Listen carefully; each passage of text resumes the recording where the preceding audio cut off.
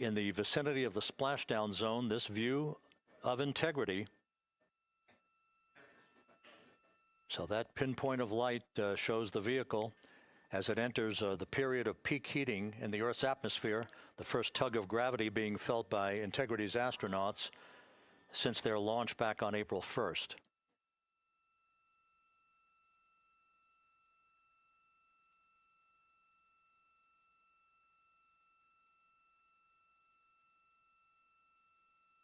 Four and a half minutes until the end of the blackout period. Time to splashdown, 11 minutes, 33 seconds.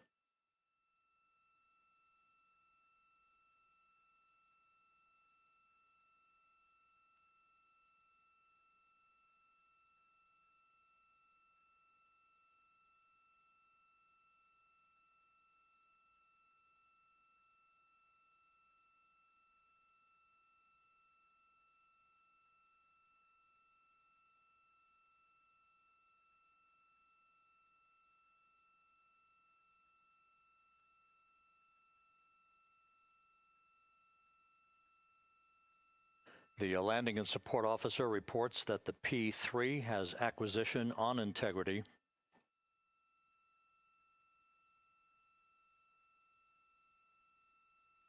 Three and a half minutes left in this blackout period.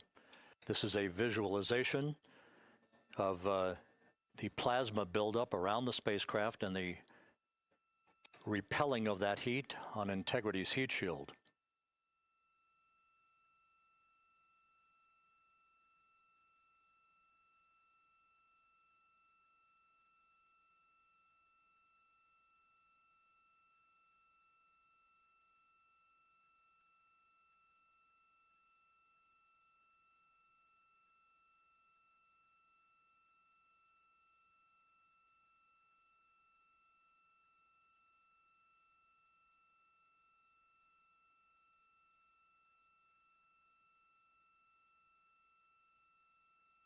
Flight Dynamics reports that airborne assets in the vicinity of the splashdown zone do have a visual on Integrity. Still 2 minutes and 40 seconds left in our blackout period. Time to splashdown, 9 minutes, 35 seconds.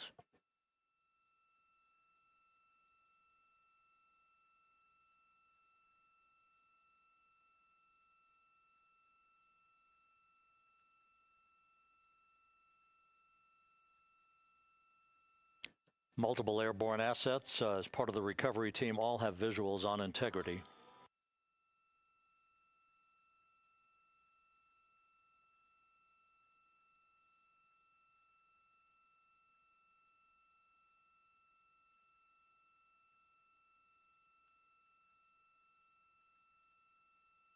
And the WB-57 flying in the splashdown zone also has a visual. And the Navy helos also have visuals.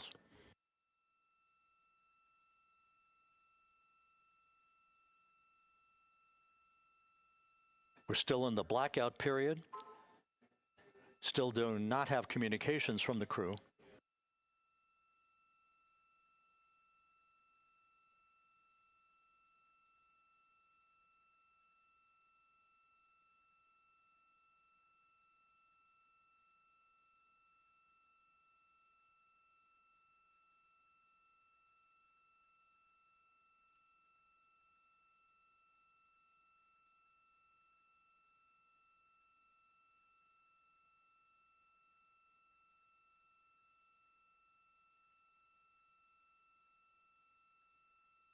We're standing by for communications from the crew. We should be out of the blackout period less than a minute from now.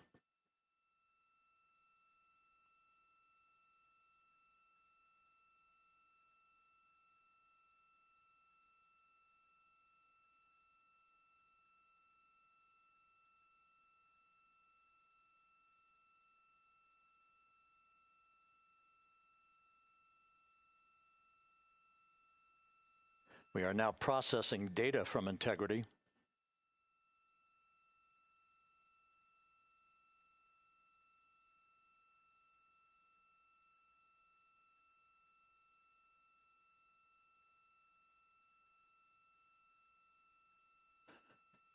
Landing and support officer reports the small boats are en route to the splashdown target zone.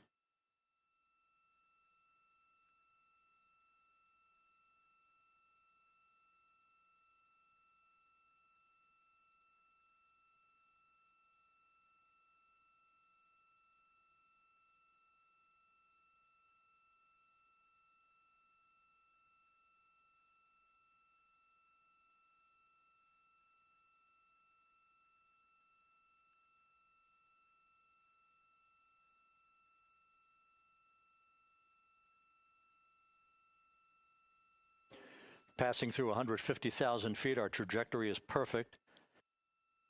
We're getting intermittent views of integrity. Still waiting to establish voice communication.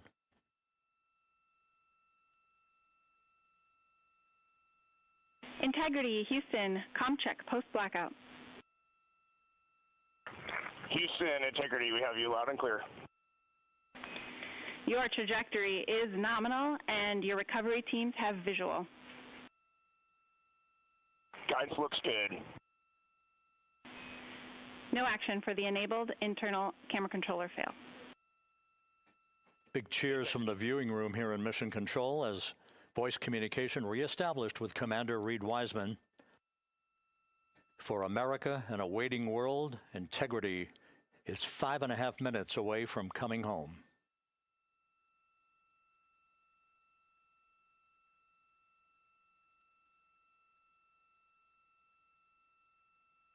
Passing 100,000 feet now. Range to splashdown 19 nautical miles.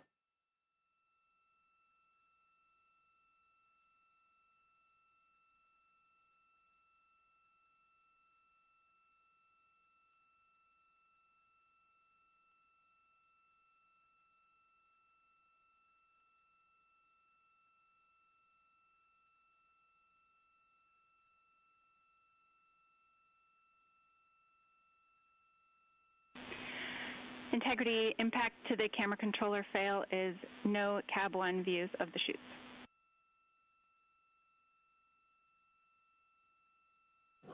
Integrity. We're processing good data through the GPS system. A good view of Integrity, time to splashdown 4.5 minutes.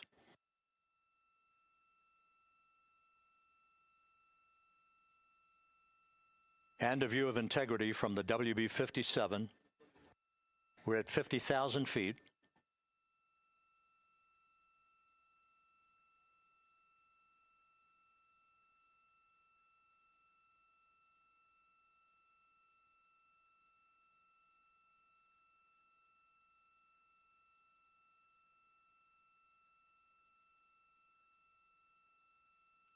The pyros are armed for forward bay covered jettison.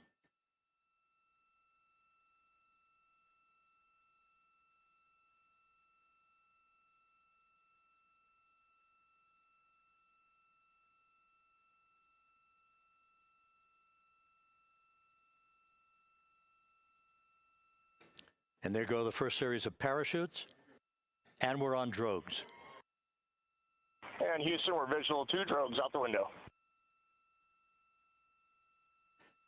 2 good drogue chutes. Next up. We copy, we see them. Next up, the deployment of pilot parachutes that will pull the main chutes out. Time to splash down 3 minutes and 10 seconds.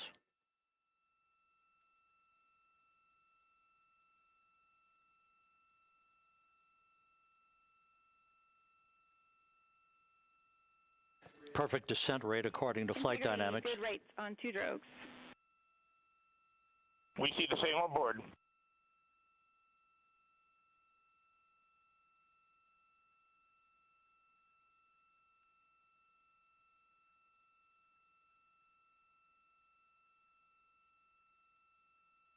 Passing through 10,000 feet, still on drogues.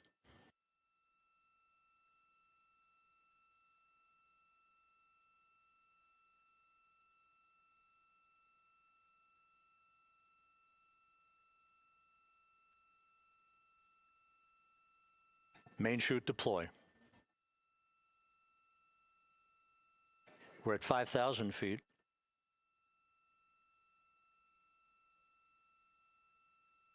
Search and recovery beacon has been activated on integrity.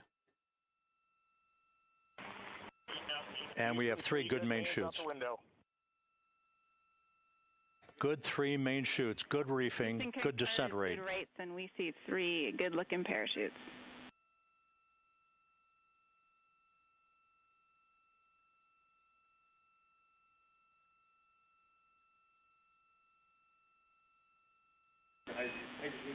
Integrity, cabin pressure indicates no need for hydrazine checks. Integrity copies. This is a perfect descent for integrity. Its crew sounding hale and hearty on board. Time to splash down 1 minute, 15 seconds.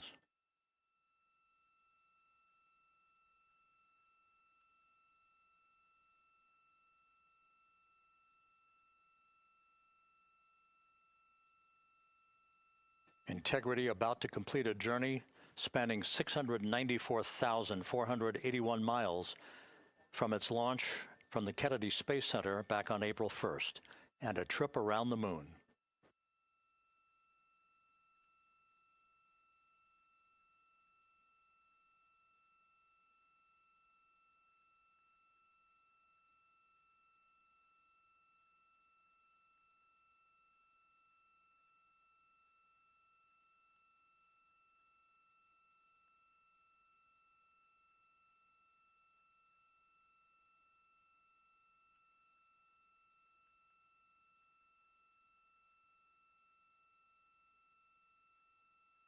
Passing through 1,000 feet.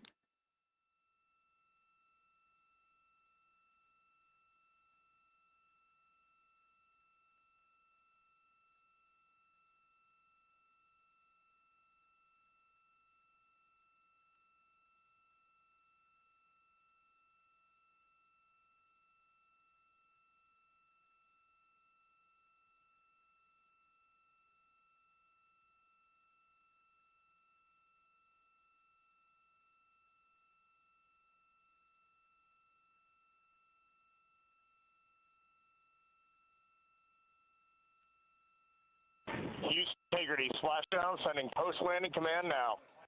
Splashdown confirmed. Copy splashdown, waiting on VLDR. Splashdown confirmed at 7:07 p.m. Central Time, 5:07 p.m. Pacific Time. From the pages of Jules Verne to a modern-day mission to the moon, a new chapter of the exploration of our celestial neighbor is complete. Integrity's astronauts back on Earth.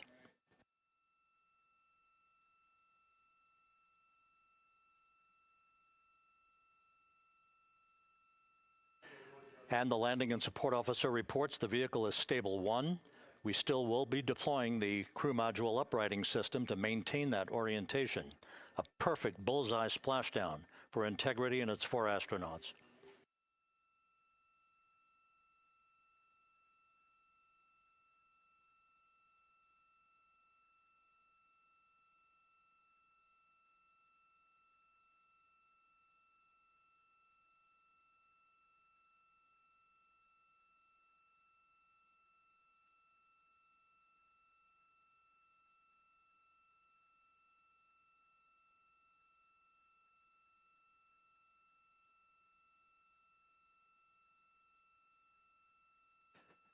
The unofficial splashdown time, 7:07 and 47 seconds p.m. Central Time. We'll get that refined for you. That would put the end of the mission at a mission elapsed time of 9 days, 1 hour, 31 minutes, 35 seconds.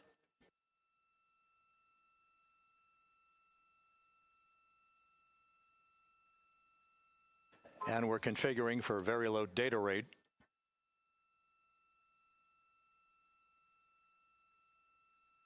Once again, splashdown occurring in the Pacific, southwest of San Diego at 7:07 and 47 seconds p.m.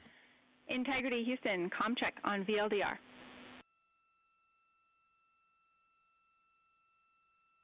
Houston, we have you loud and clear on VLDR. How else?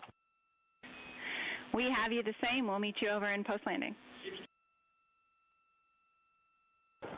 Perfect communications established. What a journey. We are stable 1, 4 green crew members. Houston copies all. Reed Wiseman reporting 4 green crew members. That is not their complexion.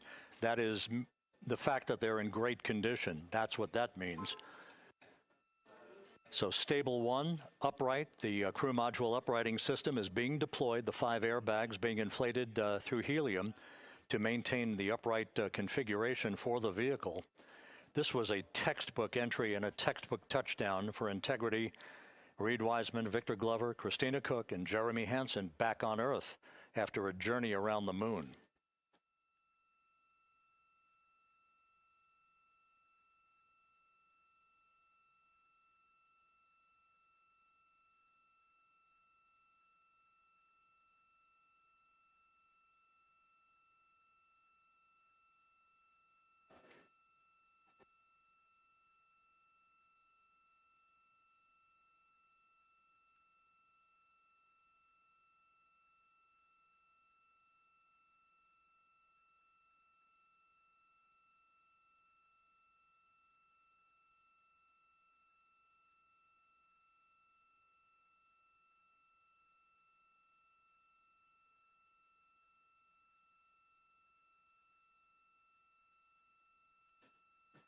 We continue to monitor the functioning of the CMOOS system.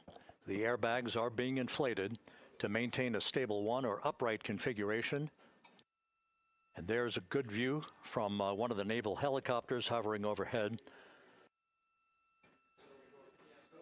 Reed Wiseman reporting 4 green crew members, meaning they're all in excellent shape.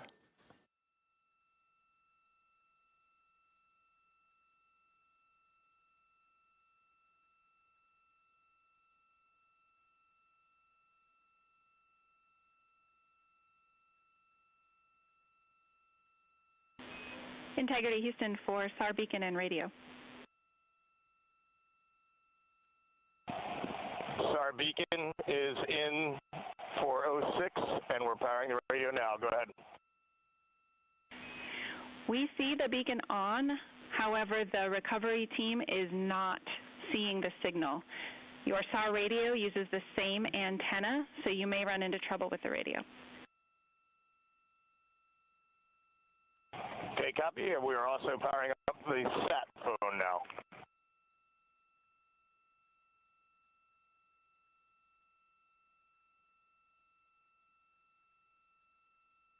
So integrity is in great shape. And as the crew continues its post-splashdown timelined activities on board, Reed Wiseman once again reporting that all 4 crew members are in excellent shape. And we have 5 inflated airbags to maintain an upright configuration so that the recovery team can now begin a slow approach to the vehicle. Meanwhile, here in the flight control room, Entry Flight Director Rick Henfling is polling his team of flight controllers for the start of powering down the vehicle after a thorough systems check. We have no toxic gases to be concerned about, so the recovery personnel can approach the vehicle, but not until we have powered down the spacecraft. That's expected to take a few more minutes.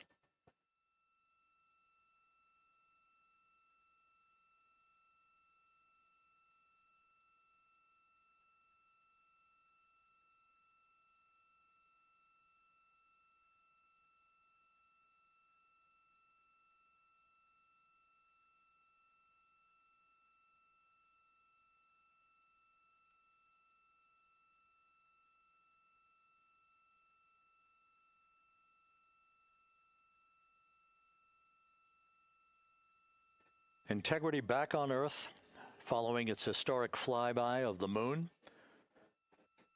It was, for all intents and purposes, a textbook mission. On 28, but I'll remain on this frequency. We copy.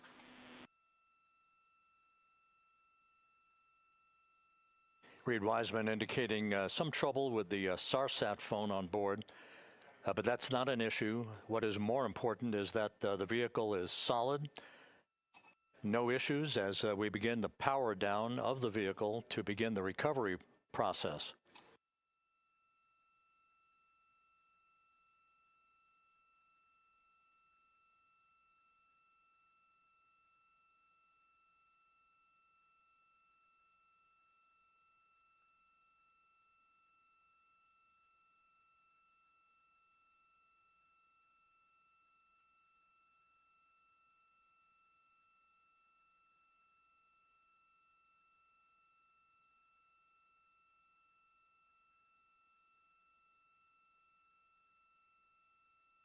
The propulsion officer here in Mission Control reports that we have safed the prop system on integrity. Can you say again? That was very weak and broken.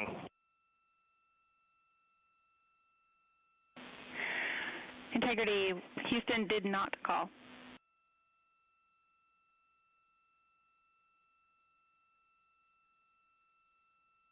Copy that, Houston. It might have been on the SAR radio. Stand by.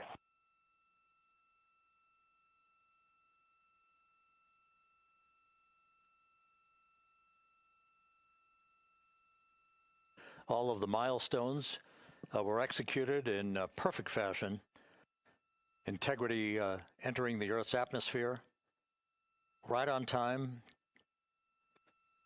reaching its peak speed shortly after a blackout period began. We emerged from the blackout period, but the recovery imagery airborne assets were able to pick up Integrity's descent almost immediately through entry interface, tracking the vehicle all the way down.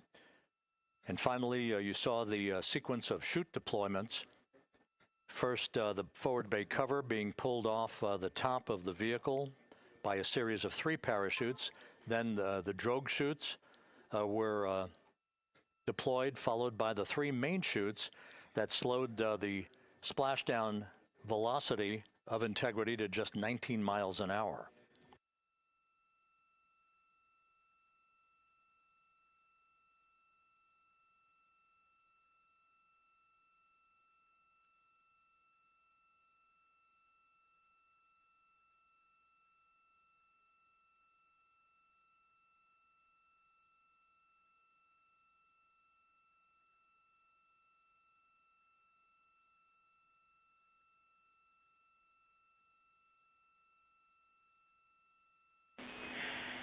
Integrity, Houston, with no joy on SAR and SAT phone, we'd like you to command an additional 15 minutes for a total of 30-minute power down delay.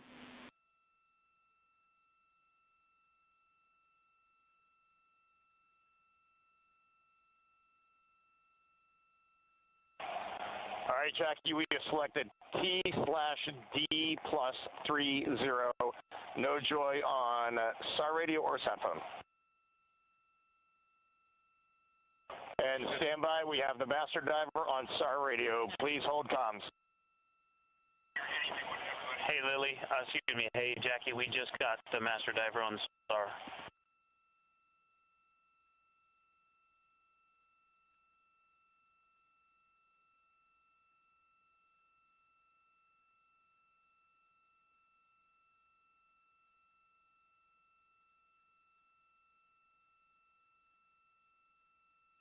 A good view of one of the fast boats. Integrity, Houston, if you are happy with your comm with master diver, you can go back to the 15-minute power down. Okay, stand by. Yeah, we'll confirm here in a second. The crew on board Integrity coordinating with the flight control team in Houston here in Mission Control on the timing of the power down of the vehicle, which will be the precursor to the recovery teams approaching the spacecraft. There are no issues with Integrity. We've had a bit of broken capability in establishing a SARSAT or satellite phone communications capability between the crew on board Integrity and the recovery team. That will get sorted out here shortly. There's plenty of cooling on board Integrity. So there's no rush to begin the power down. I'm trying to call you on the sat phone and not getting an answer there either. Concur. We haven't had anything come through.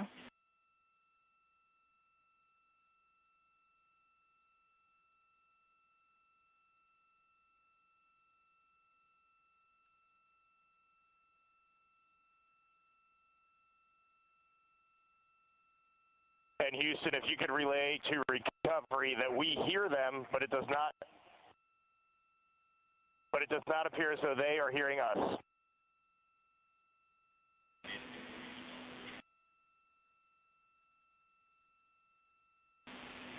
Houston copies, and Reed, just to confirm, you are pushing the PTT on the radio.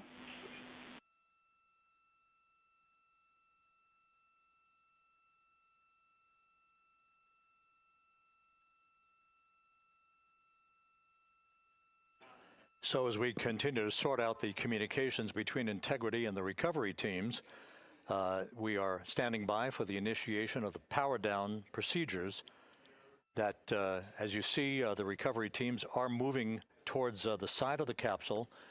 The next major event will be the erection of that large inflatable raft called the front porch.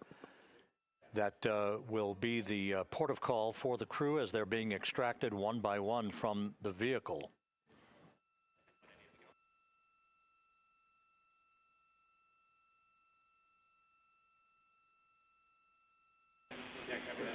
Integrity, Houston, for sat phone, we are going to attempt to call you.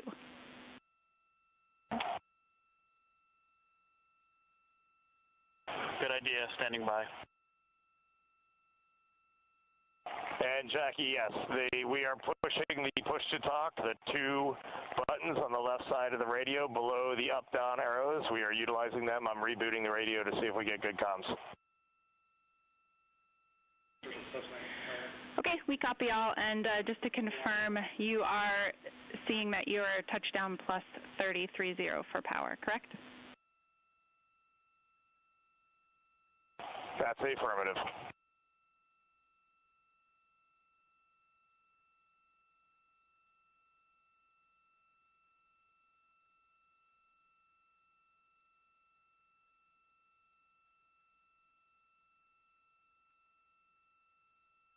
We are trying a backdoor approach to have mission control here call the crew on their satellite phone.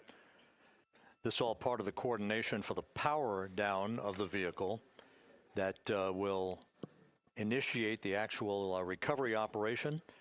The first boats with the Navy divers on board are standing by, waiting to close in on Integrity to begin the process of erecting the large inflatable raft that's called the front porch that will be where the astronauts are extracted from so that they can have a few minutes to get their land legs back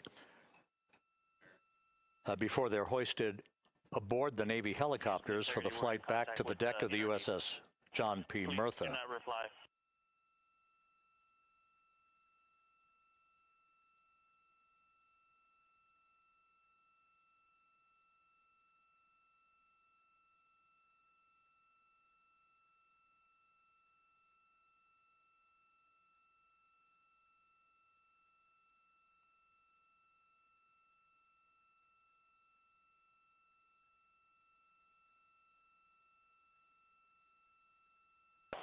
And Houston, please don't reply. NRD, very weak, but readable. Master diver, we can hear, but they cannot hear us.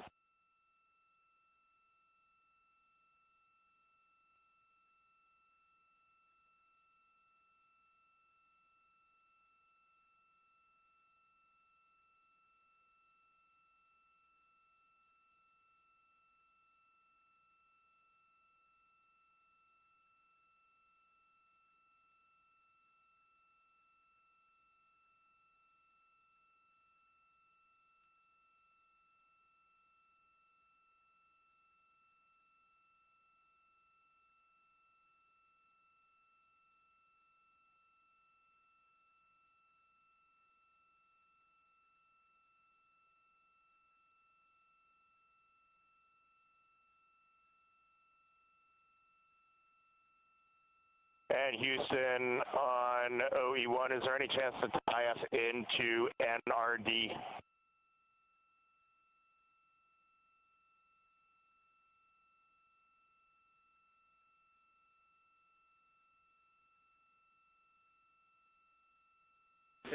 Checking.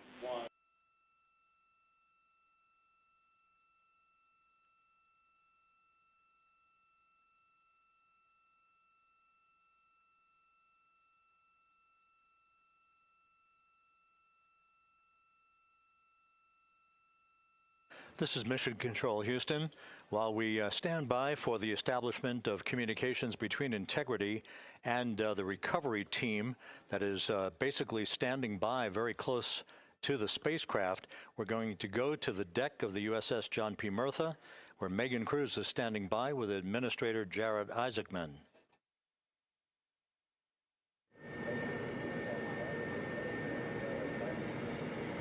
Hey, Rob, yeah, just such an honor to be able to be here on the ship, to be able to share and experience this moment with everyone together. And of course, as you just said, yes, here with NASA Administrator Jared Isaacman. Administrator, how did you feel getting to witness this and seeing NASA at its best?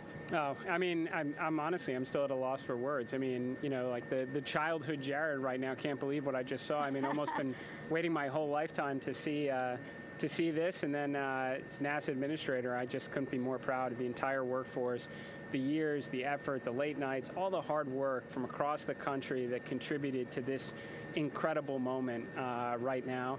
And yeah, incredibly grateful too for our teams here on the John P. Murtha right now. Yeah, look at them behind us here. Got everybody. Hey, what do you guys think? We just brought some astronauts back from the moon, huh? Unbelievable. Thank you. Yeah, so grateful to the Navy, the sailors that are here, the NASA teams. I mean, this is a joint effort that's on their way right now. These recovery forces are getting out to our Orion spacecraft, to Integrity, get our astronauts back on the ship safely. Yeah, and this is not just an accomplishment for NASA. This is an accomplishment for humanity. Again, a historic mission to the moon and back. How does this make you feel, and what do you hope people take away from this?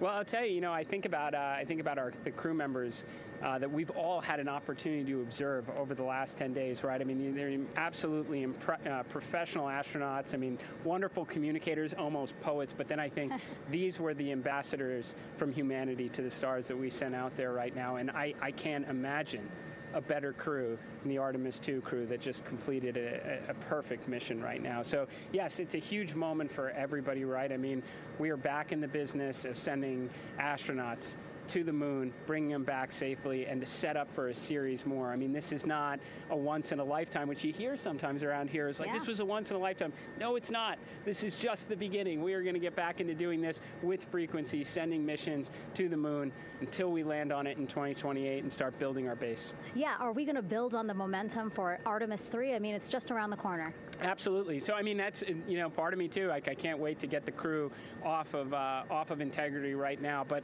also getting Integrity back on this ship so we can start taking a look at it, because all that data is so precious to us right now. I mean, we are going to definitely want to take a good look at the thermal protection system. We're going to want to download all the data they couldn't transmit back to us and use that to inform Artemis III. But we're already making progress, right? You had SRB segments already showing up at KSC. Core stage for Artemis III is rolling out on April 20th. We're getting Mobile Launcher 1 back in vehicle assembly building. So yes, there is a lot to celebrate right now on a mission well accomplished for Artemis II, and at the same time, we got to start getting ready for 3. Amazing. And last question, you know, for people who joined us for all 10 days to see what we can accomplish together with our international partners, what do you think about the fact that we're going to keep doing this more and more and more? It's incredibly exciting. I mean, yes, it's the contributions, like the best and brightest across the NASA workforce from across the country, our industry partners, our international partners. We had a Canadian Space Agency astronaut on board in Jeremy. We had the European Service Module. And you think in the days leading up to this launch, I mean, 48 hours prior to launching Artemis II, I was meeting with the Italian Space Agency. We signed a memorandum of understanding to build a habitation module on the moon. I mean, you have countries, all of our allies, allies and partners coming together saying, we are committed to this effort. We are returning to the moon. We're doing it to stay. We are building that enduring presence. We are going to master the skills on the surface of the moon so someday we can undertake missions to Mars. It's just an incredibly exciting time, and we're not going at it alone. We're bringing everybody along with us. Absolutely. And speaking of everyone, one more time, we're going to ask the crew here, you guys ready to land on the moon? Awesome. I love that. Okay, well, thank you so much, Administrator. Appreciate you being here. We're, of course, going to stay on to watch the crew get extracted from Orion, so stay tuned, and we'll see you back here shortly.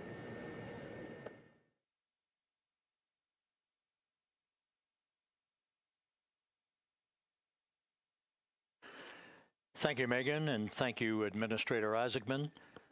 We are in the process of working to establish that communications link and to establish the procedures that will lead to the power down of the spacecraft, which is gently bobbing in the Pacific following a bullseye touchdown that occurred at 7:07 p.m. Central Time, 5:07 p.m. Pacific Time, 2.5 hours before sunset in the Pacific, southwest of San Diego. We have once again heard from the crew during that interview opportunity with the administrator, and we have 4 healthy crew members on board.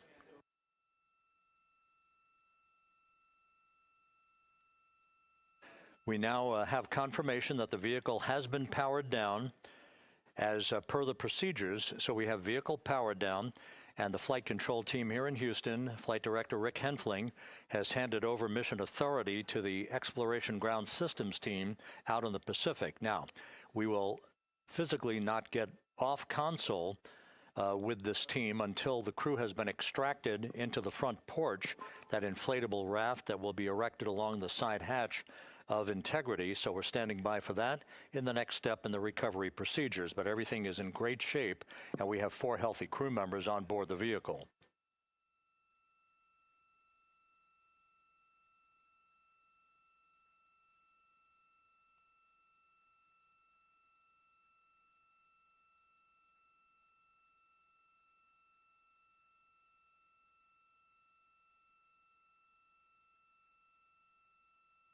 All of the entry events went by the book, no issues, perfect trajectory for Integrity that was culminated with one final raise burn to improve the angle of attack for the vehicle as it entered the Earth's atmosphere. All of that flight dynamics computation worked like a charm.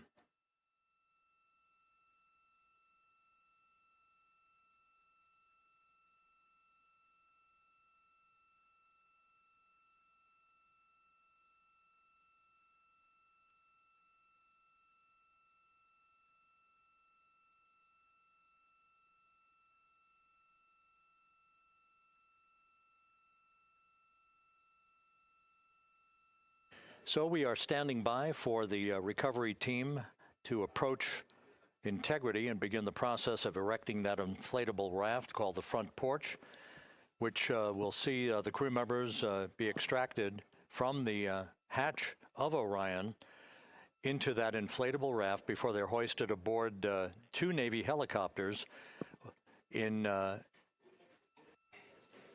variety of different configurations.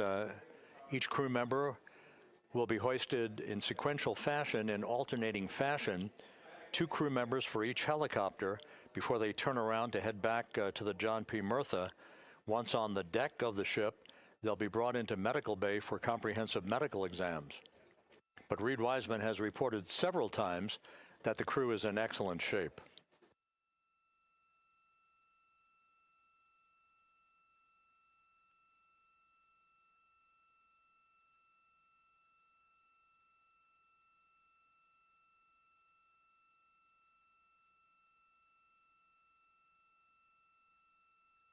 So just to recap, it has been some 26.5 minutes since the splashdown of Integrity in the Pacific.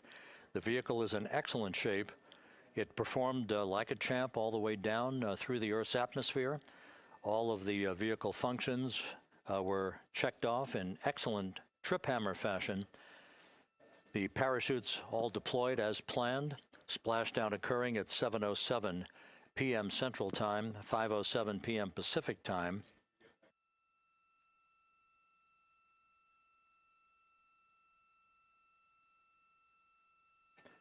And after a bit of a tussle to try to establish a communications link with the recovery team, we were finally able to run through the procedures for the powering down of the vehicle.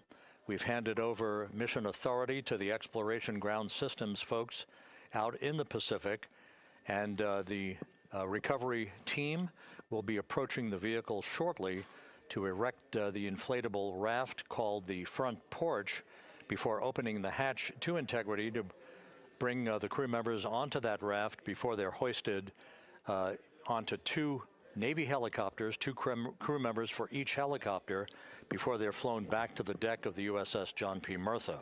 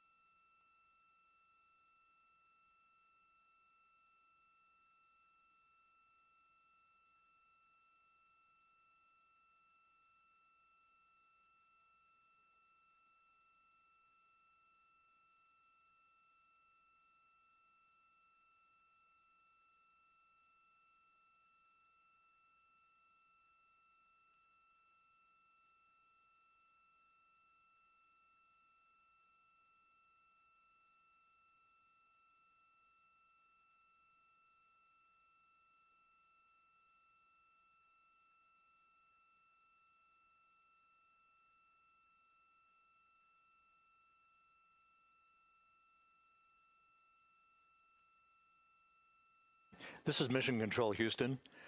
After talking to the flight dynamics folks, we have a bit of a refinement on the splashdown time for you. Their computation shows a splashdown time of 7:07 and 27 seconds p.m. Central Time, 7:07 and 27 seconds p.m. Central Time.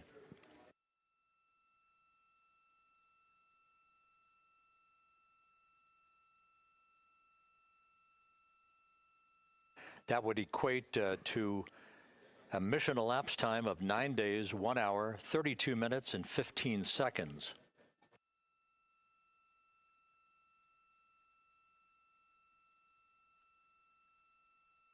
Once again, from Flight Dynamics, a splashdown time of 7:07 and 27 seconds p.m. Central Time.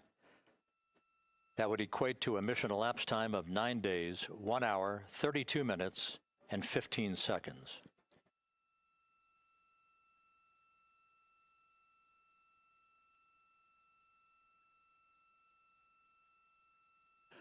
Reports from the Pacific indicate that the recovery team in communications with the crew aboard Integrity, that the crew remains in excellent shape as they await the approach of the team for a final hazard gas evaluation before they move to the side of the vehicle to erect the inflatable life raft called the front porch.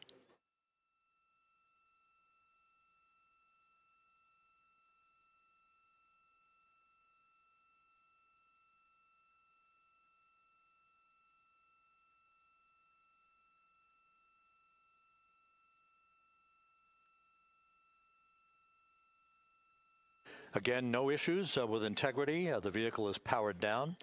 All of its systems are now safed. We have handed over mission authority to the Exploration Ground Systems folks in the Pacific, but we will not stand down and have the entry flight control team depart its positions until that inflatable raft, the front porch, is erected, the hatch open, and the crew having exited the vehicle. So that's the next step in the recovery process that will lead to the hoisting of the crew members. For 2 crew members for each helicopter, they'll be hoisted to a pair of Navy helicopters that will then fly a short distance back to the USS John P. Murtha. What you're looking at is one of the fast boats circling the vehicle to make a hazard assessment.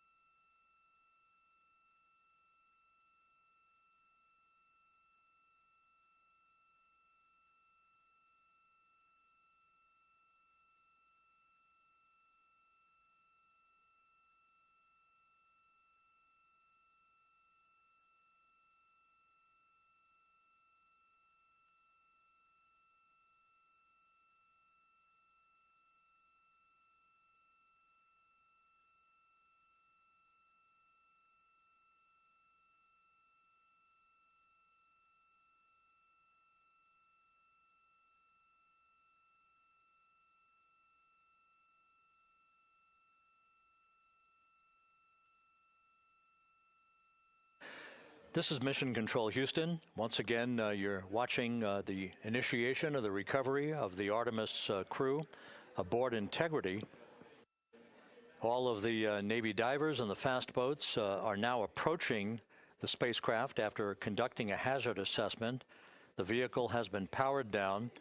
Entry Flight Director Rick Henfling now waiting for the life raft, the front porch, to be erected along the side of the vehicle so that the hatch can be opened and the crew members extracted from Integrity, soon to be hoisted one by one into a pair of Navy helicopters for a short flight back to the deck of the USS John P. Murtha. If you missed it earlier, we talked to Flight Dynamics and received a more official touchdown time or splashdown time, as it were, of 7:07 and 27 seconds p.m. Central Time, 5:07 and 27 seconds p.m. Pacific Time. That would equate to a mission elapsed time of 9 days, 1 hour, 32 minutes, and 15 seconds.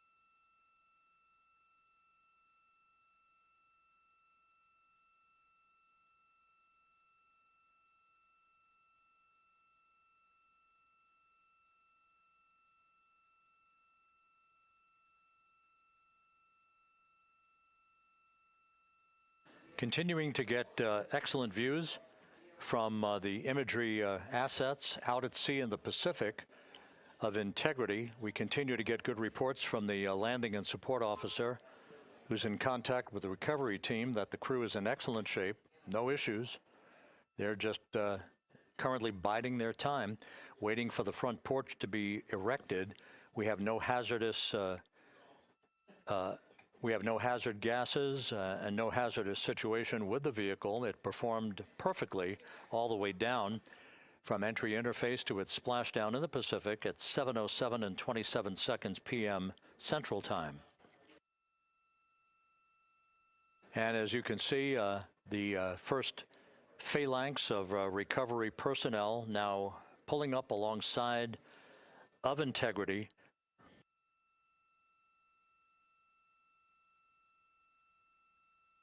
This includes Navy divers, a Navy flight surgeon, and other recovery personnel who have trained for several years for this recovery process.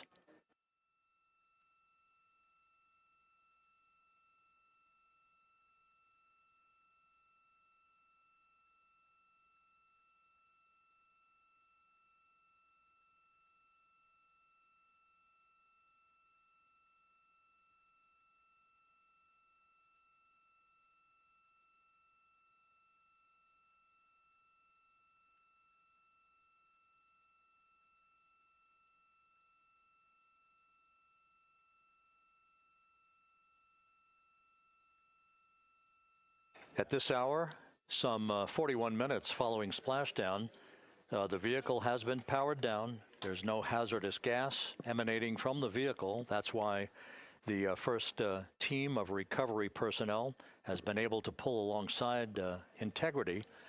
And the reports continue to come in that the 4 astronauts are in excellent shape.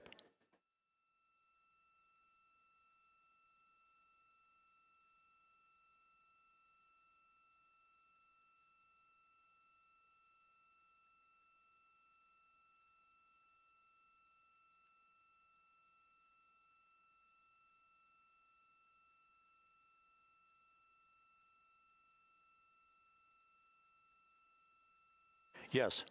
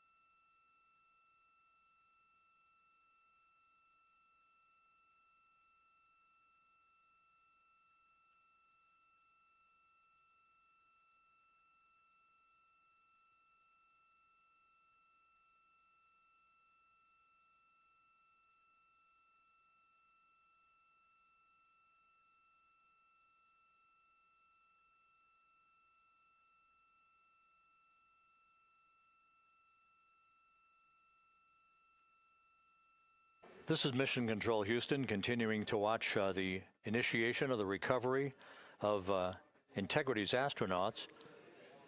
One by one, they'll be brought out of the spacecraft onto a large inflatable raft just a short time from now. In the meantime, we can go back to the USS John P. Murtha, where my colleague Megan Cruz is standing by to provide her situation report. Megan, can you hear us?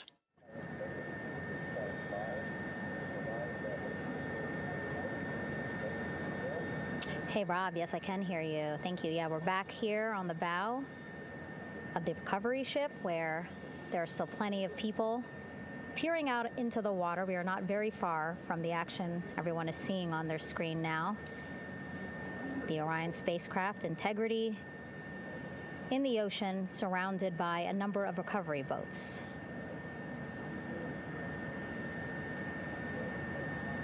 As Rob has been saying, in those recovery boats, NASA and Navy personnel specifically trained to get the astronauts out of Orion.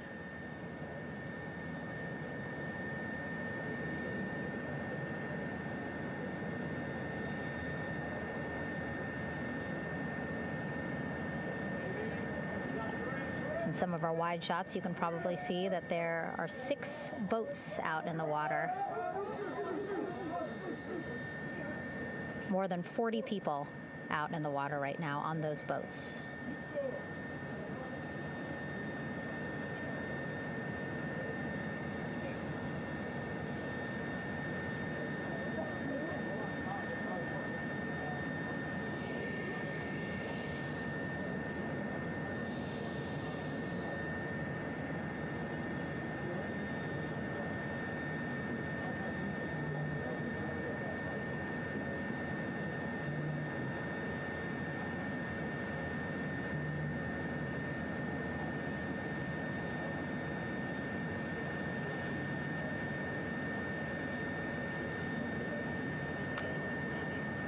First order of business is to set up the front porch and the stabilization collar. You might also hear it referred to as a stab collar. Basically just to make sure that Orion stays upright, doesn't sway in the water too much, again, to make it easier for recovery forces to get the astronauts out.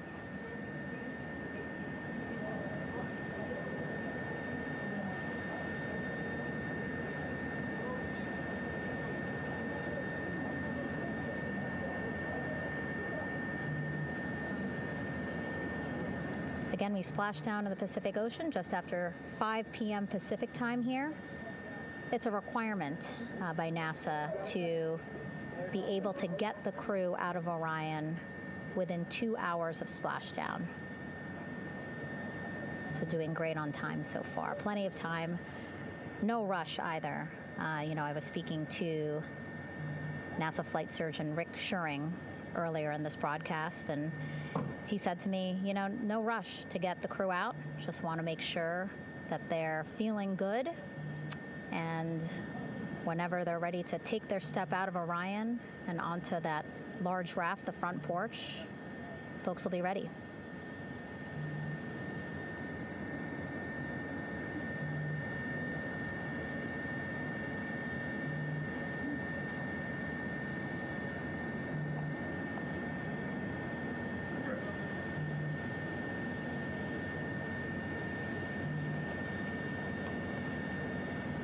And as there are mission audio loops in mission control in Houston, there is a mission audio loop here on the ship, and it was just reported out that the side hatch is open.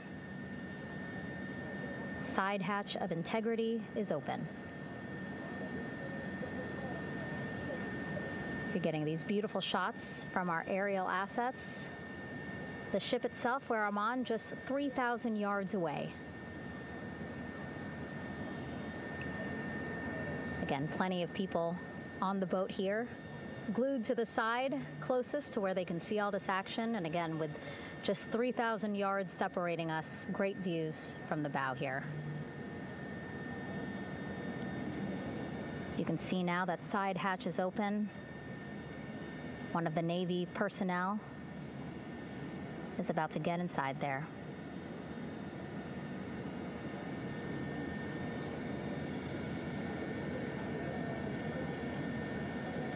In they go. In total, 4 will go into Orion. So it'll be a little bit of a tight squeeze, but the goal is to have a recovery personnel with each astronaut assessing them.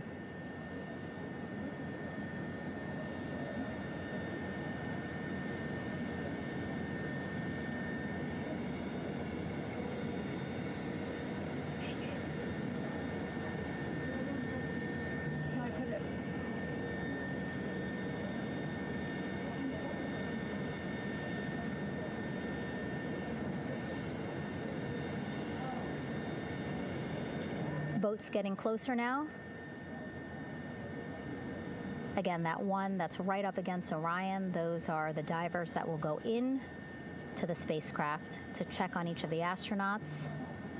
These other boats will begin doing a number of things, putting on that stabilization collar onto Orion, building that front porch.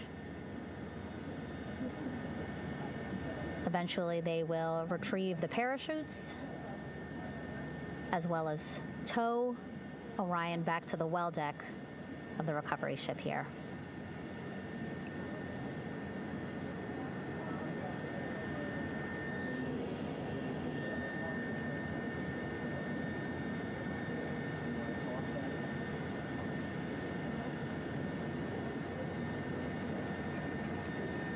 And so as we wait for the Navy and NASA personnel to get their assessment of the crew inside of Orion, why don't we toss it back to Rob for an update? Yeah, thank you, Megan. Here in Mission Control, Flight Director Rick Henfling and the entry team of flight controllers still on duty. The vehicle has been powered down for some time now. There are no hazardous gases emanating from integrity. That, of course, allowed the recovery personnel to approach the vehicle and then open the hatch to begin the initial medical assessment of the crew, as you just indicated. Now we're standing by for the erection of that inflatable raft, the front porch, alongside of the vehicle that will enable the crew to be extracted one by one onto the raft, have a moment or two to get their land legs back before they're hoisted into 2 hovering Navy helicopters, 2 crew members for each helicopter, for a short flight back to the deck of the USS John P. Murtha.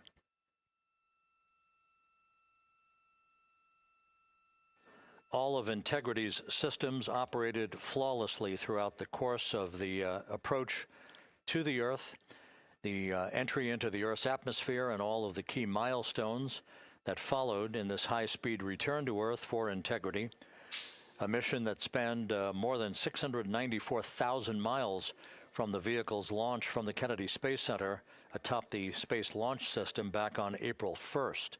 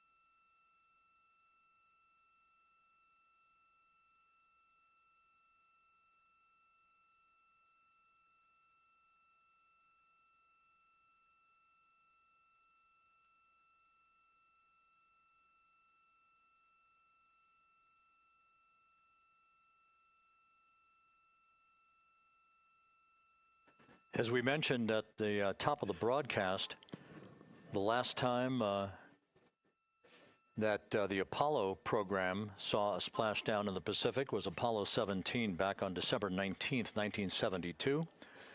So for the first time in 53 and a half years, we have reenacted that with the arrival of Integrity's astronauts as they flew around the moon in that historic lunar flyby that began with a trans-lunar injection burn that took them out of Earth orbit following 24 hours of a high Earth orbit trajectory. The high Earth orbit trajectory enabled flight controllers here to have a full 24 hours to evaluate the systems on Integrity and the condition of the crew before they would commit to flying to the moon.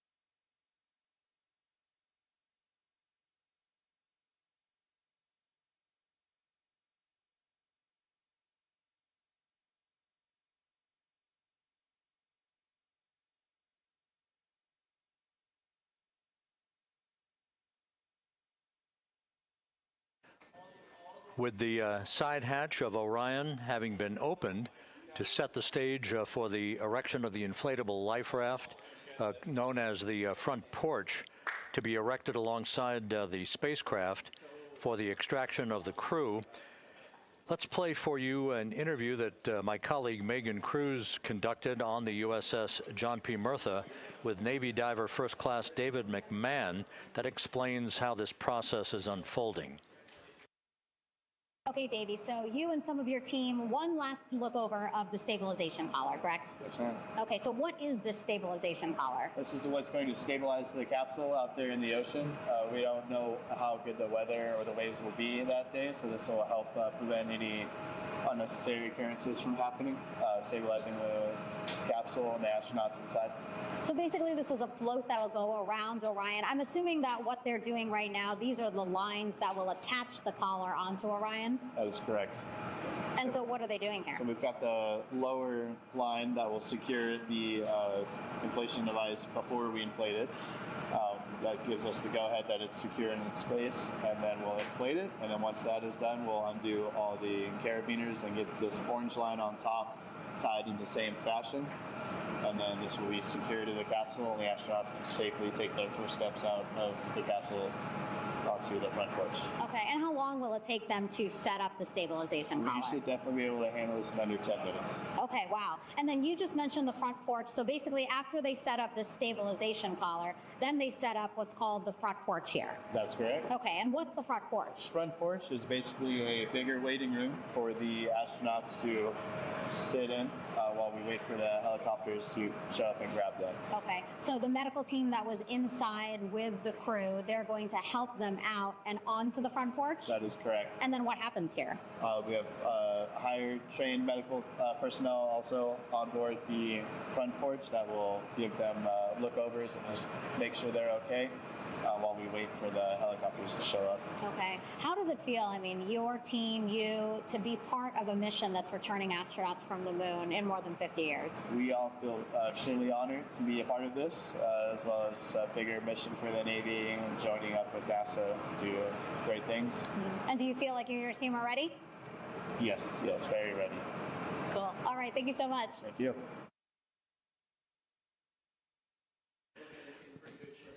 Once again, the recovery operations are continuing out in the Pacific. We shortly should see that life raft, the front porch, erected alongside the side hatch of the vehicle.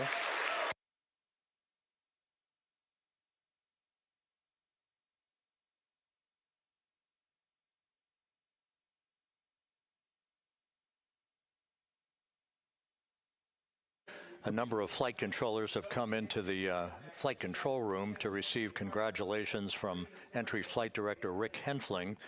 But we're going to stick with our operations out in the Pacific as we await the extraction of the 4 crew members who are reported to be in excellent condition.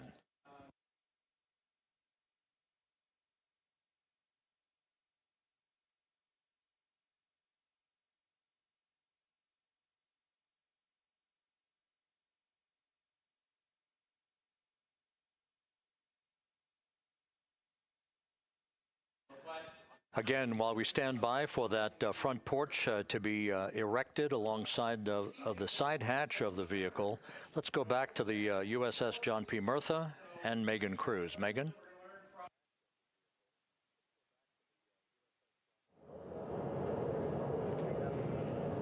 Hey, Rob.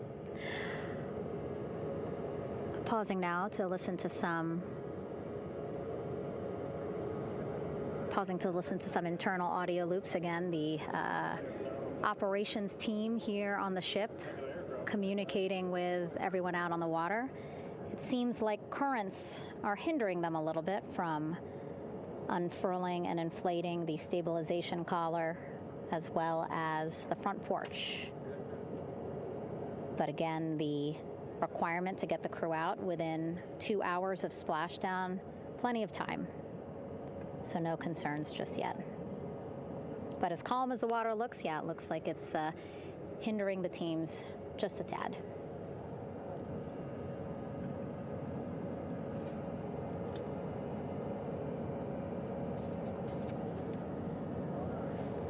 You can see in some of our shots that side hatch still open. Again, inside there are now 8 people inside. 4 divers, Navy divers, all with medical training, each assigned to an astronaut each.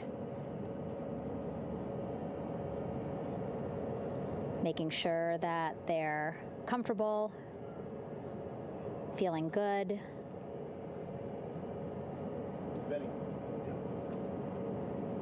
As you've heard us say in the broadcast, they expect a little bit of discomfort. Again, these astronauts just traveled back to Earth at 25,000 miles an hour, a nearly 695,000-mile journey around the moon. If you think you get carsick.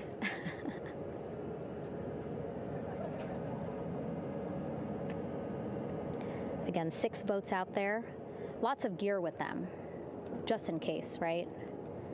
As we said, the crew reported feeling great, but again, all those folks out there in case they weren't, right? NASA is all about making sure we think about every situation that can happen, and so, of course, wanted to be ready in case any of our astronauts needed more medical attention while out there in the water.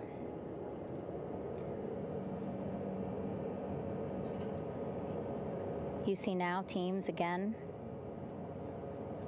trying to set up the stabilization collar and front porch for the crew to get out of Orion. They need both, right? The stabilization collar will keep Orion from swaying as you see it is doing now.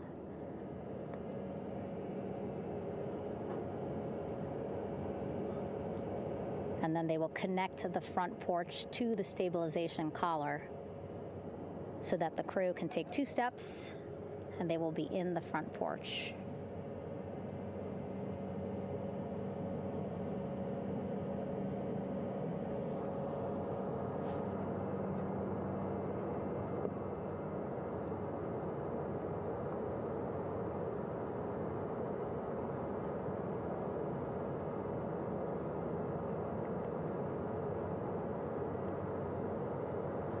Not a lot of chatter on the mission audio loops. That's a good thing. Again, things proceeding pretty nominally, even if they're fighting some currents out there on the Pacific Ocean.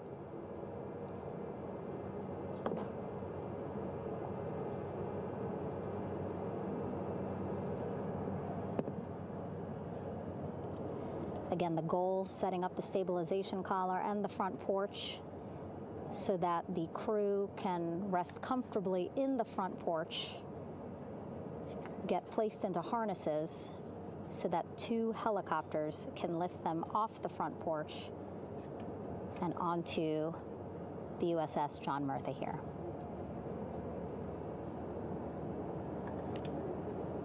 The helicopters are going to take turns picking up an astronaut. So again, Helo 1 and Helo 2.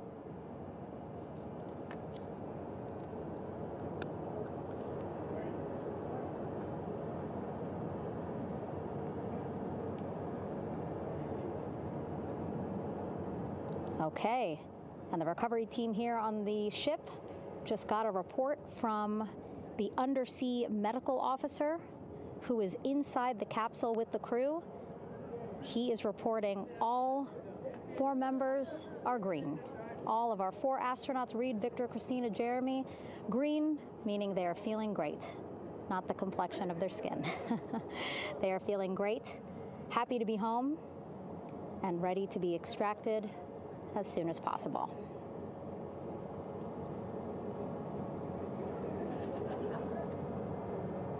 And so, as I was saying, we have 2 helicopters circling the activity you're seeing on the water right now. Each will take turns picking up an astronaut. So Helo 1 will come on in, hover above the front porch, about 40 feet above the front porch. A Navy recovery specialist will be hoisted down into the front porch.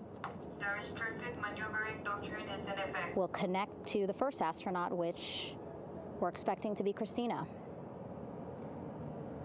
And then Helo 2 comes around, picks up Jeremy, while Helo 1 stays above head, and then Helo 1 will come back in for another astronaut, and then Helo 2 for the last astronaut, and then back to the flight deck here on the recovery ship.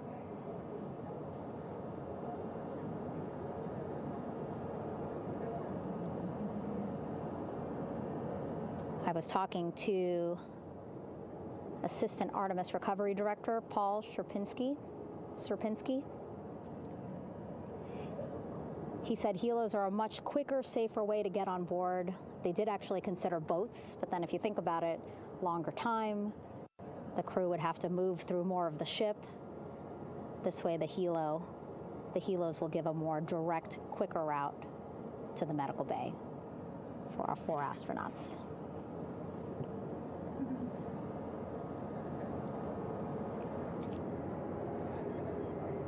Beautiful shots from our aerial and imagery teams.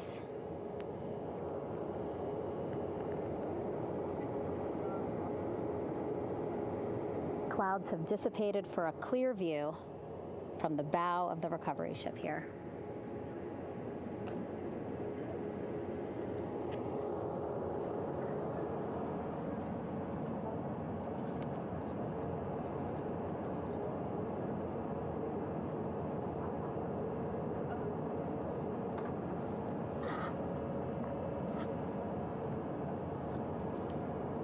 You can still see divers in the water there.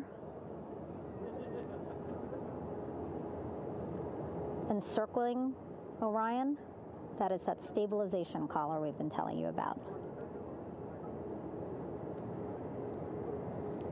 As you saw in that interview just a few minutes ago, they have to first connect it to Orion, and then once it's secured onto Orion, they can inflate it, and then they'll further secure it with other harnesses and lines.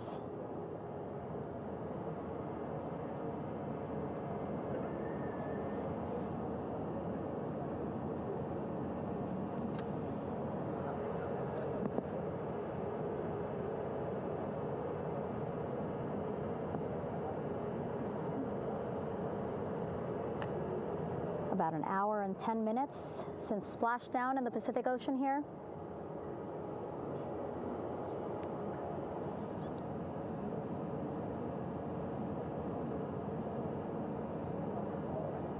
Reed, Victor, Christina, and Jeremy back home after a history-making mission to the moon and back.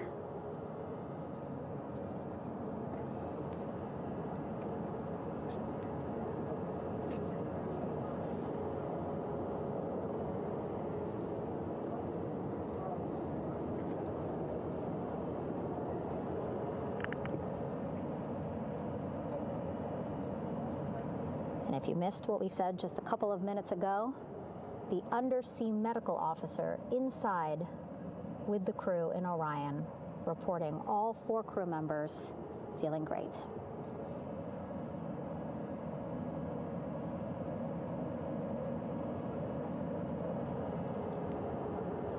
Progress being made there on the stabilization collar. It looks like they are beginning to inflate it.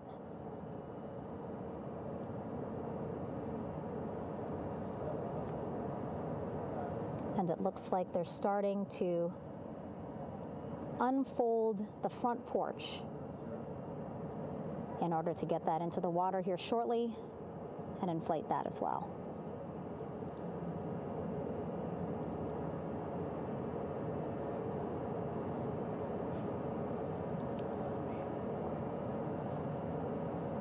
Again, more than 40 people out in the water right now. And those Navy and NASA personnel have been in the water for now about 4 hours.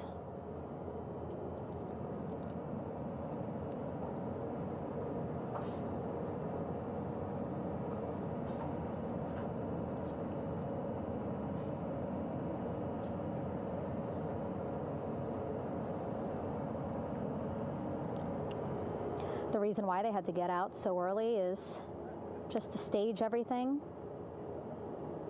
And actually here on the ship, when there are flight operations happening, you can't have anything else, right? Just because the flight deck can be a dangerous place, so they just want to focus on planes coming and going from the ship, so that's why they wanted to get the boats in the water to make sure that they have all the time they needed for the flight ops. And then the same crew here out in the water, they will stay out in the water for a number of hours after we recover the crew and get them back on the ship, because then they have to recover Orion.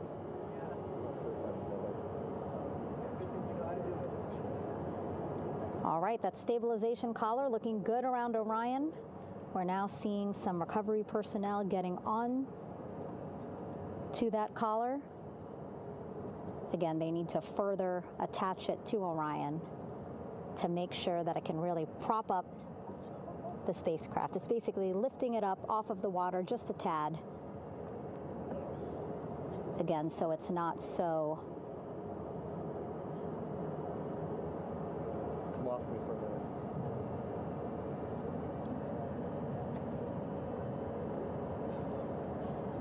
so it doesn't sway so much in the water there.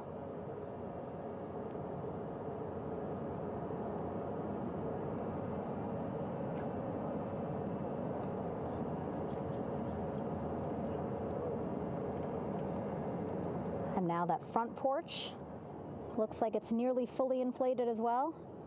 You can see a much larger surface area.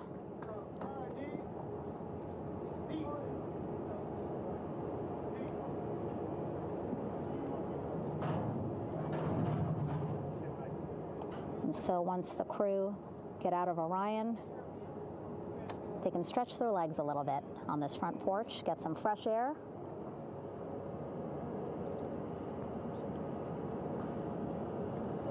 And enjoy this beautiful day here on their home planet.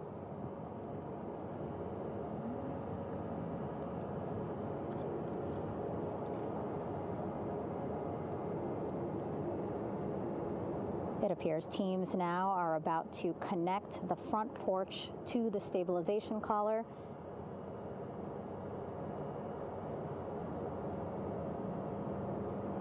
And at that point, when both are secure, we should soon see astronauts come out of Orion.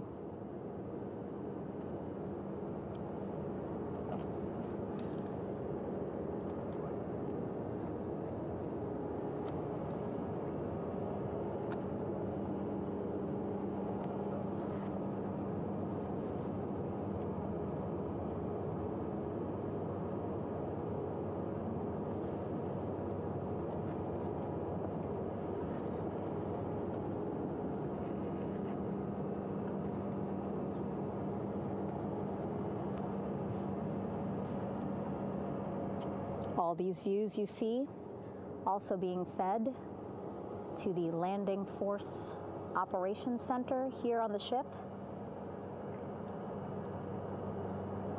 Of course, it is very important for our recovery teams leading the mission to have all the views that you're seeing as well.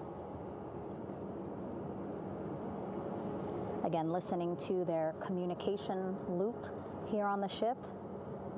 Very quiet, which is a good thing. It means things are going pretty nominally, meaning as expected.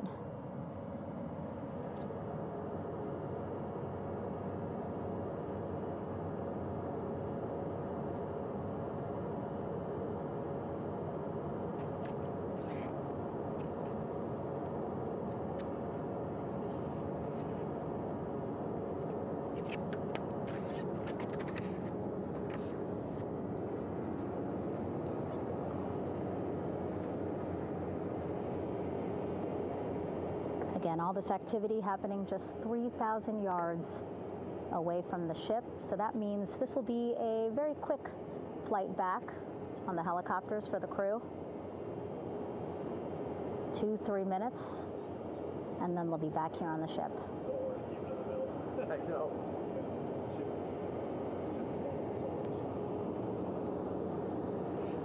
Okay, saw a thumbs up from one of the personnel on the front porch. It looks like they are now getting ready to deploy what they call the Air Rescue Vest, ARV. And so this is the harness that each crew member will get into in order to be hoisted into the helicopters. Again, those helicopters hovering just about 40 feet above the front porch when they're ready to pick up each crew member.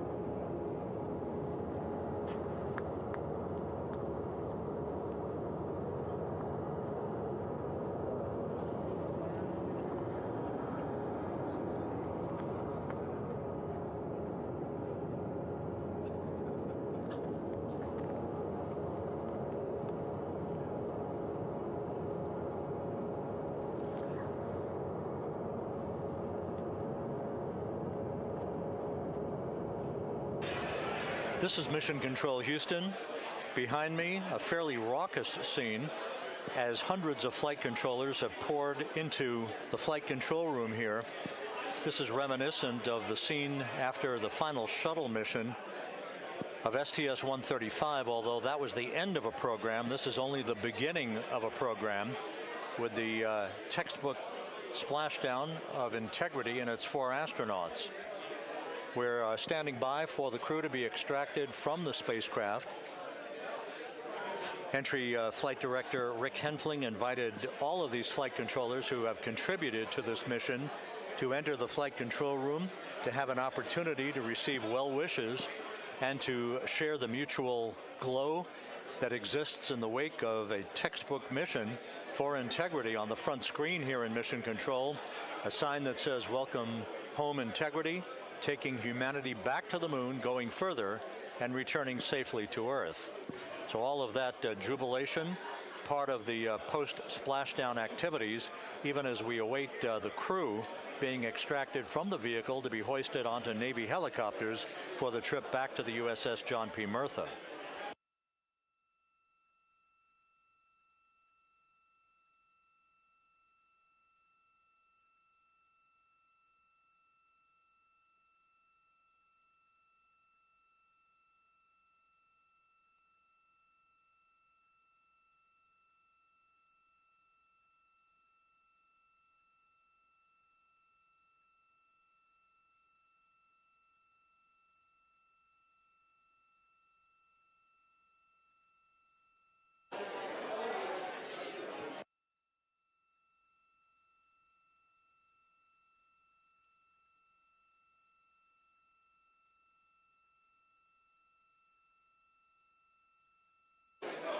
Once again here in Mission Control, this view of the Artemis Flight Control Room, known as the White Flight Control Room. This is the old shuttle flight control room, and now is the home of Artemis missions to the moon and beyond.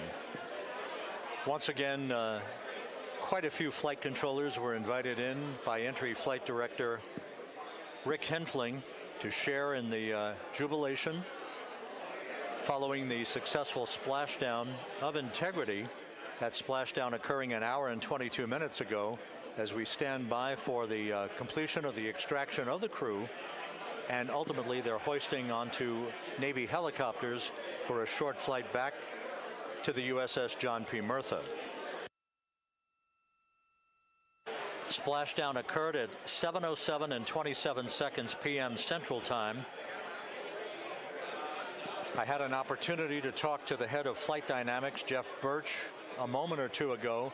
He said the trajectory of Integrity coming through the Earth's atmosphere was so precise, they've never seen anything line up on a ground track like today's entry by Integrity for its splashdown southwest of San Diego.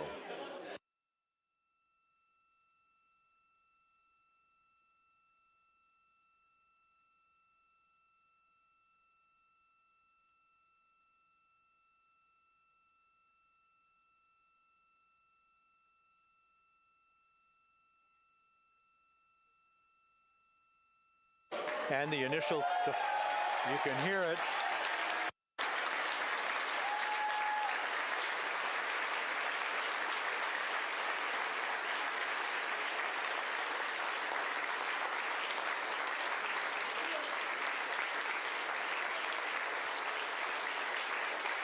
Jubilation here in the flight control room. The first crew member is out of Integrity.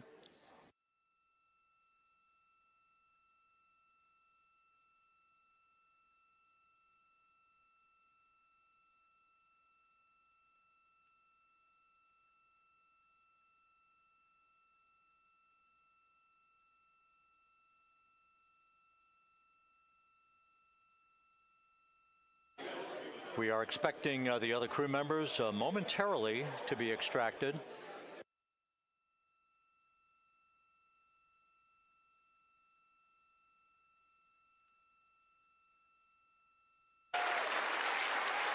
We now have 2 crew members out.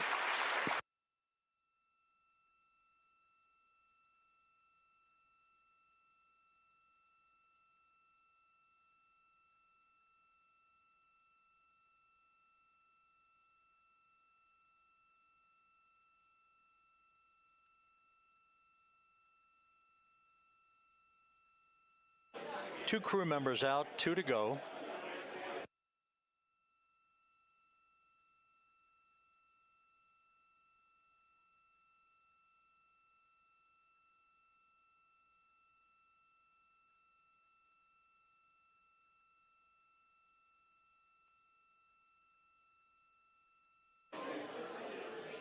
We're about 1 hour from sunset out in the Pacific. Everything continues to go well. Integrity's systems function perfectly during its entry back to Earth. And Reed Wiseman, the commander who will be last out of the vehicle, reported that all the crew members were feeling very well.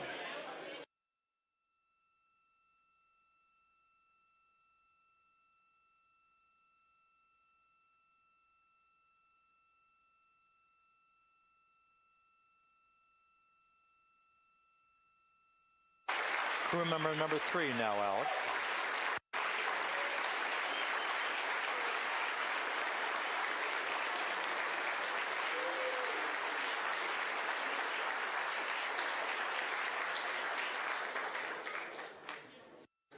And now standing by for the commander, Reed Wiseman, who will be last out of his ship. Bobbing in the Pacific under almost ideal conditions, Integrity spanned 694,000 miles during its journey from launch to splashdown.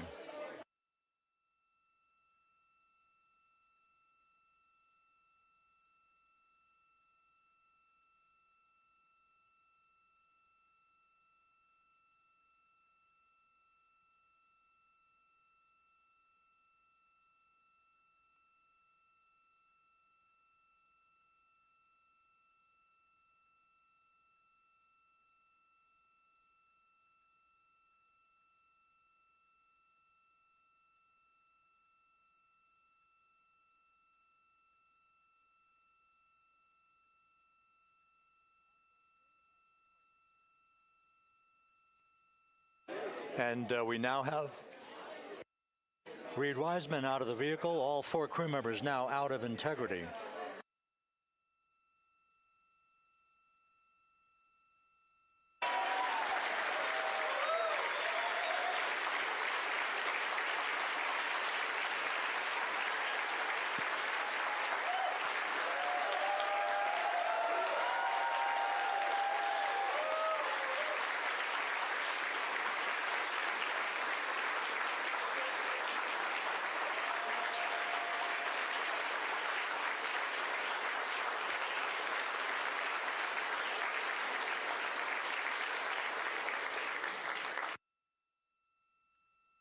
Once again, all 4 crew members now on the front porch, and the procedure to begin hoisting them up to these 2 Navy helicopters hovering overhead will begin shortly.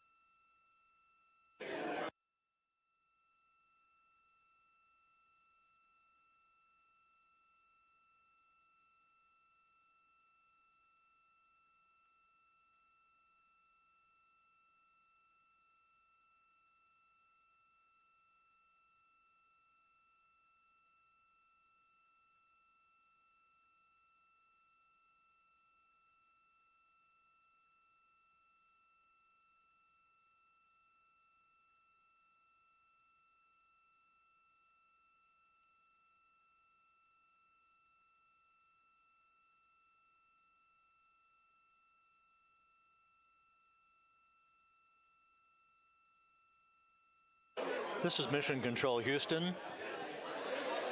The mission is over, but the melody lingers on as jubilation continues here in the flight control room. We should be expecting NASA's Associate Administrator, Amit Kshatriya, to be joining us shortly for a short interview while the recovery operations continue out in the Pacific. So we'll stand by for that. And then we'll turn it back over to Megan Cruz aboard the USS John P. Murtha.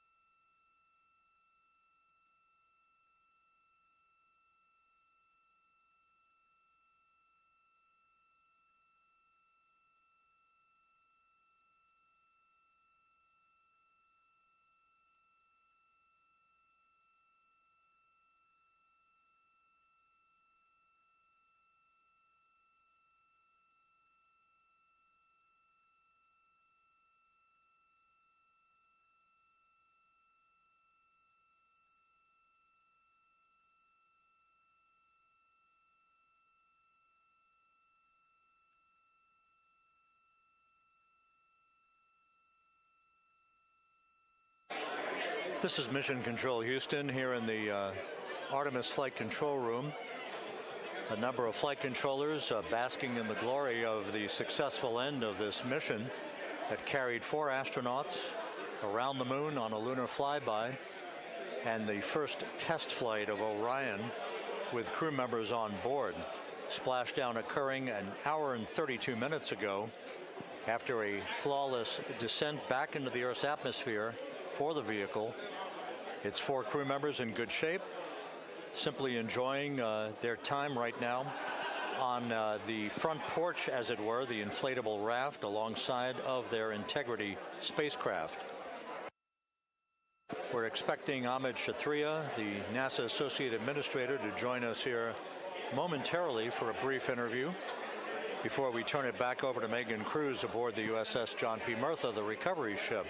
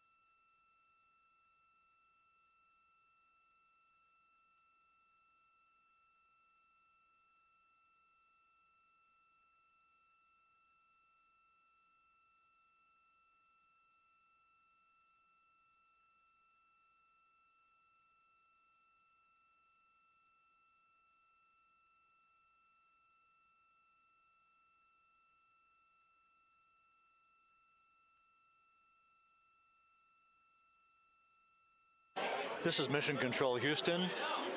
We're about an hour and 34 minutes since the textbook splashdown of integrity in the Pacific to bring home our astronauts. And with us now is Amit Kshatriya, the NASA Associate Administrator. Amit, a little bit of history made tonight, a little bit of history made over the past few weeks. Your thoughts as this team here basks in the glow of what they just accomplished? Yeah, Rob, we're here in the control center, and it's kind of overrun with jubilant folks in the Mission Control Houston, as well as engineering, and folks that just want to be here, part of it, as we watch our crew get extracted from the vehicle. And you know, my thought is always about these teams, the team that's in the water right now pulling the crew out, the team here in Houston that worked so hard over the last 10 days, no sleep to get this done.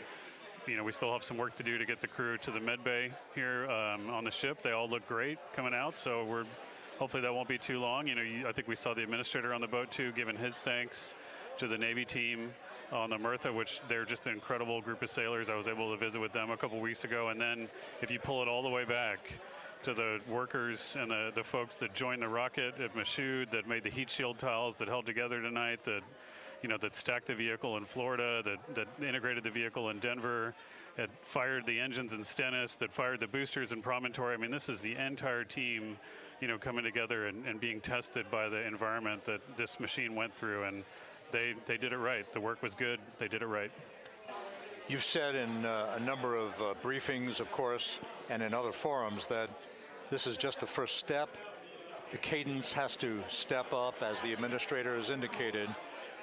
Now, it's a little early for the full report card on how Integrity did, but did this mission ultimately, from your eyes view, exceed expectations? It absolutely did. I mean, I was waiting to talk about this until we're in the water, and I think we still have, again, work to do to bring it in and really kind of go through it bolt by bolt and see what we learned. But I mean, so far, given what we learned during the mission and given how we performed on ascent, on entry, I always think about energy in terms of the states that you worry about the most, and every time we put these machines through these incredibly energetic states, they came through. So I'm fairly confident that we made a big step tonight to get us on the path towards the surface. I think the path to the surface is open now. We do have to do all the work, and we'll make sure we talk about that as cleanly as we can. We learned a few things during the mission, but I have to tell you, this was an incredible test of an incredible machine. From an American psyche standpoint, the Empire State Building was lit up red, white, and blue tonight. Our coverage was seen on baseball stadiums around the major leagues. How captivating was this experience for the American people, for the world, in fact, as we returned to the moon?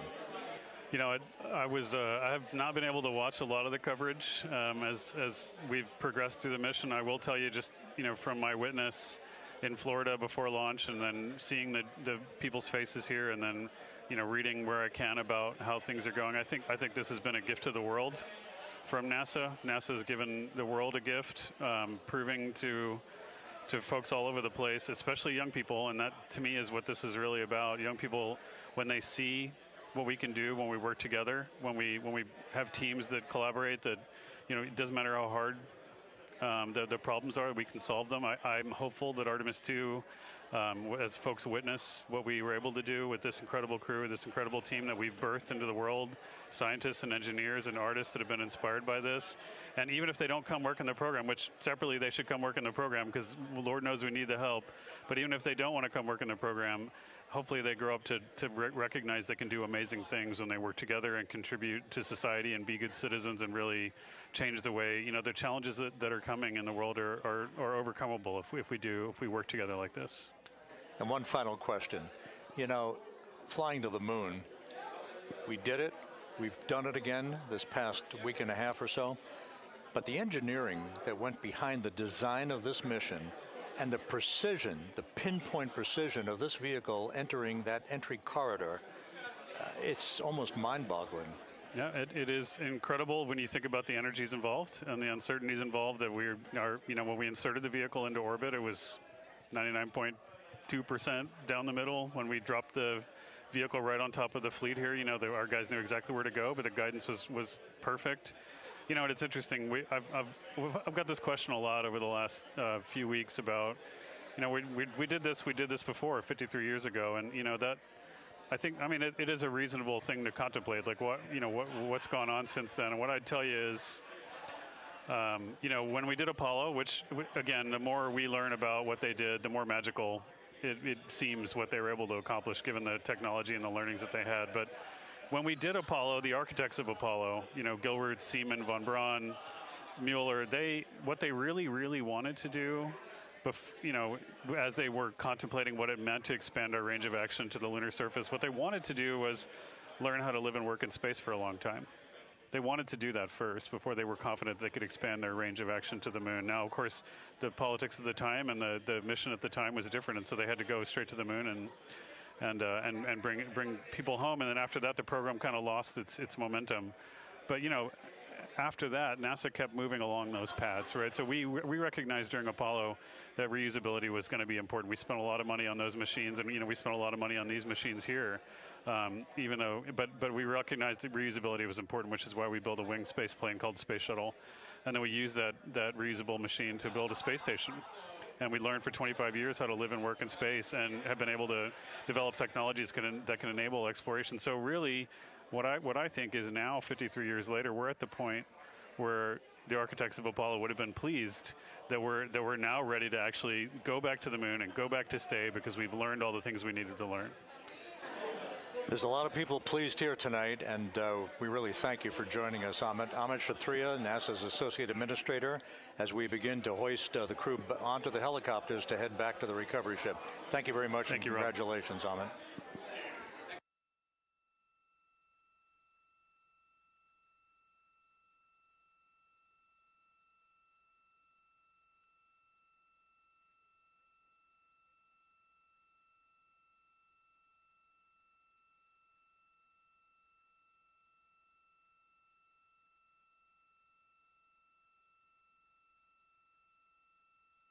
This is Mission Control Houston, with the crew members now beginning to be hoisted aboard the Navy helicopters.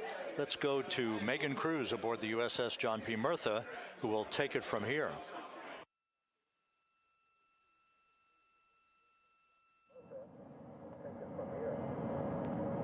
Hey, Rob. Yeah, back on the bow of the ship here, we are seeing the helicopters circling Orion. The first one there, having just completed picking up the first astronaut. Helo 2 now, hovering just 40 feet above the front porch, lowering a recovery specialist out of the helicopter. That person will touch down in the front porch just there.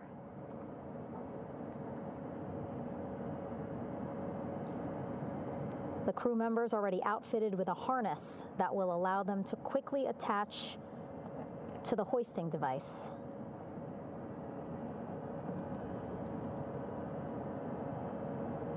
Look at the power of those blades throwing water out at the center there, the front porch, with now 3 astronauts and the recovery specialists. Again, crews already outfitted with a harness vest. And here we go. Second astronaut now off the front porch, getting hoisted into the second helicopter.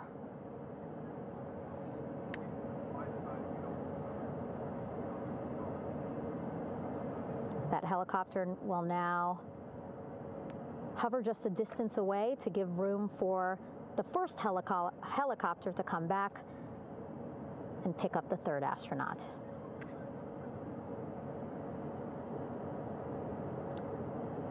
As we wait for that helicopter to come back, make its way back around, just want to mention that the President of the United States called our NASA administrator today while he was on the ship, just minutes after we interviewed him live on our coverage, and congratulated him and NASA on this history-making moment tonight.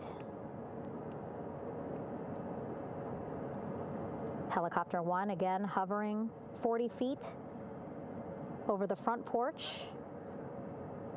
We will soon see another recovery specialist getting lowered onto the front porch.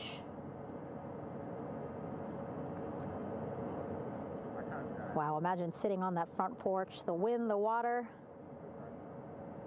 But again, the recovery team determined that a helicopter flight back to the ship here would be safer, faster, and more comfortable for our crew who just completed a 10-day mission around the moon. Third astronaut in the air, getting hoisted quickly back into the first helicopter now.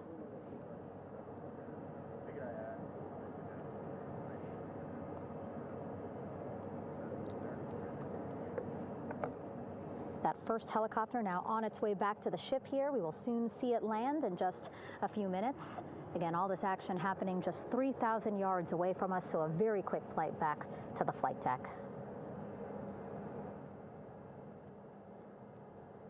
And now the only person left on the front porch, Commander Reed Wiseman.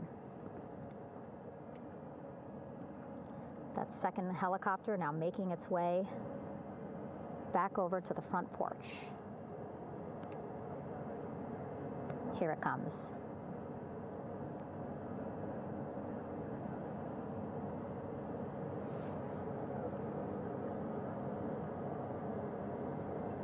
Making its final approach here.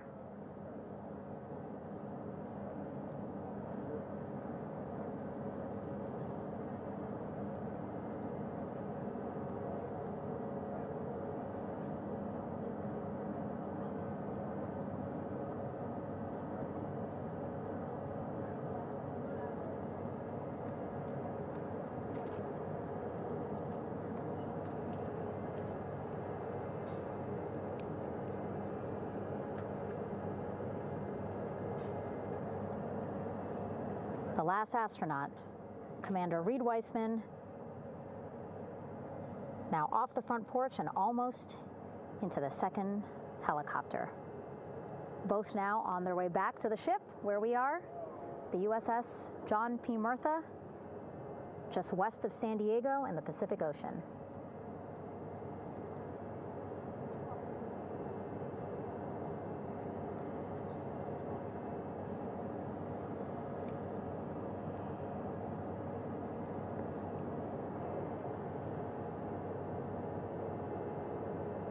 Exciting to see our 4 crew members minutes away from landing on the flight deck here on the recovery ship. 550 people on this ship, excited, ready, anxious, looking forward to welcoming this crew aboard.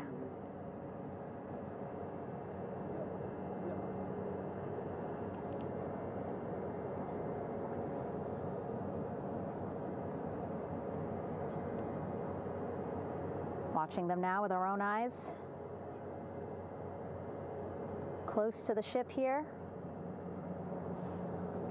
Hearing them begin to hover on the flight deck, which is just across from us, here on the bow.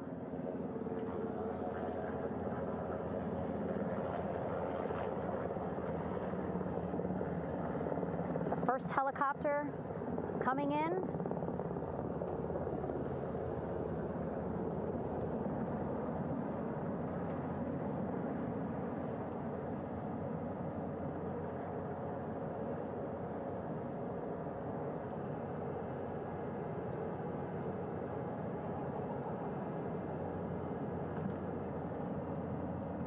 And wheels down. Wheels down of the first helicopter carrying 2 of our Artemis II crew. Pilot Victor Glover and mission specialist Christina Cook.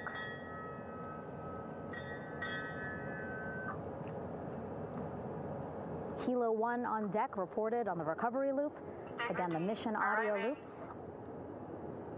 that the recovery team are using here to communicate with one another. And an announcement just made on the ship, integrity incoming. 2 more helicopters on their way to the flight deck, one carrying the crew, the other, one of our imagery helicopters. Again, kudos to our imagery and aerial teams for giving us these beautiful views of history in the making. Set amid a gorgeous, soon-to-be sunset here in the Pacific Ocean.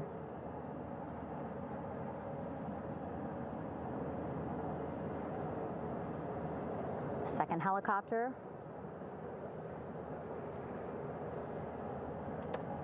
making its approach of the flight deck.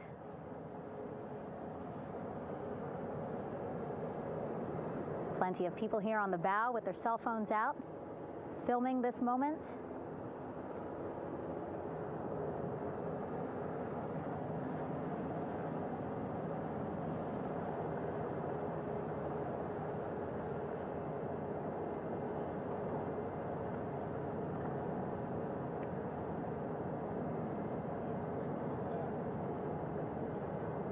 Some impressive flying here by the Navy, as we are seconds away from wheels down. And there you go. We now have all 4 Artemis II crew members on the USS John P. Murtha.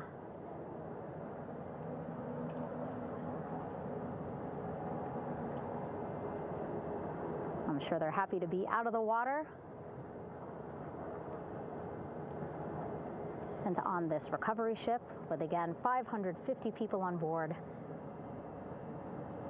ready to welcome them home. But first, as we've been saying throughout the broadcast, just making sure the crew feel good. We reported that they were feeling good when they were in Orion, but those were just initial, quick, verbal assessments of how they're feeling. Their destination tonight, the medical bay here on the ship, right after we power down the helicopters here.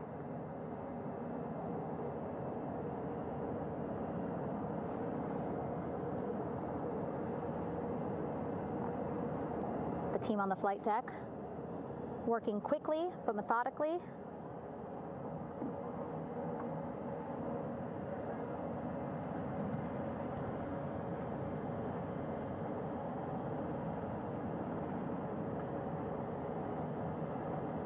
Waiting for just one more helicopter to touch down.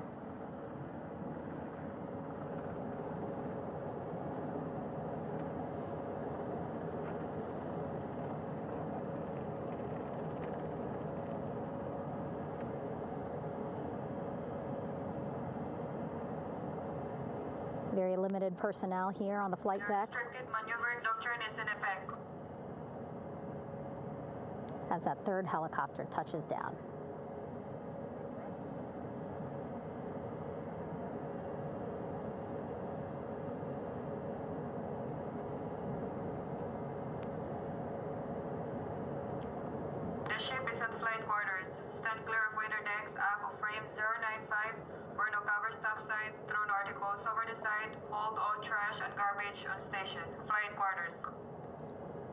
While just a few folks on the flight deck itself, there are plenty more on some upper decks. I see in some of our views a very packed crowd overhead. Announcements being made over the ship's loudspeaker system, reminding folks to stay clear of operational areas like the flight deck, so that teams can work quickly to get the crew off of the helicopters and into the medical bay.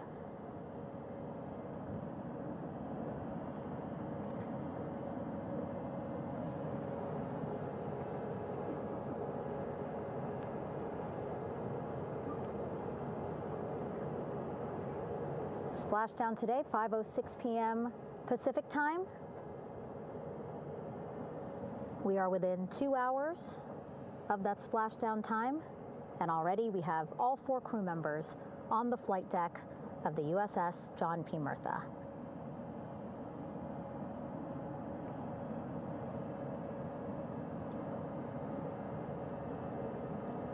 Again, crew waiting before getting out for the helicopters to completely shut down.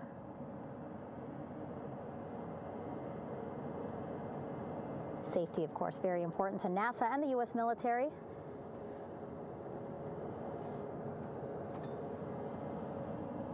So we'll wait just a couple of minutes here before we start seeing crew members walk off the helicopters one by one.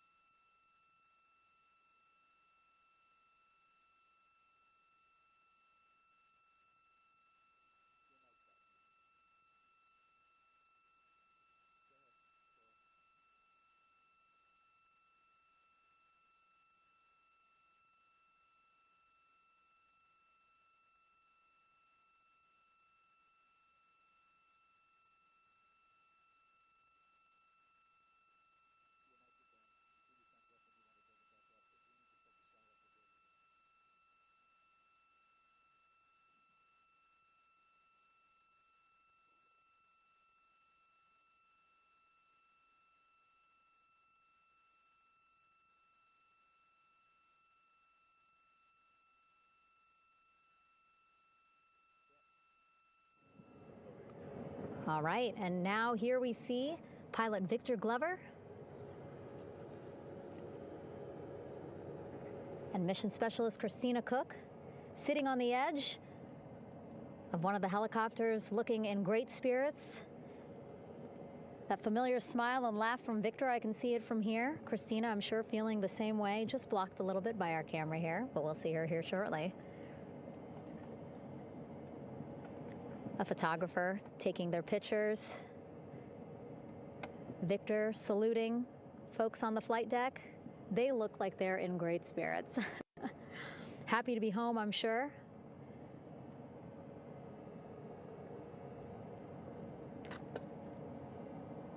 If you're sitting at home, I hope you too are wondering, what would you want to ask them if you got a chance to talk to them? Because that is what I'm thinking about.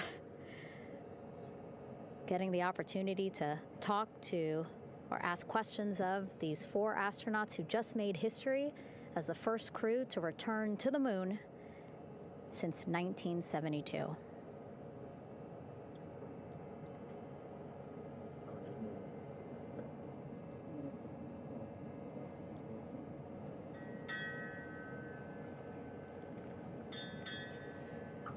Oh, there we see Christina there, also smiling.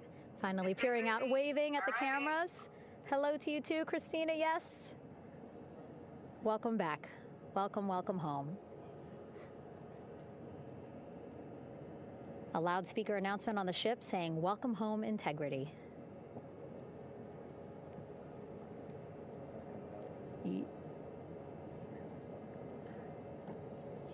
Victor in great spirits. I can't see who he's talking to, but I kind of think that he might be talking to his other 2 crew members. Shouting from across the flight deck, congratulations to one another.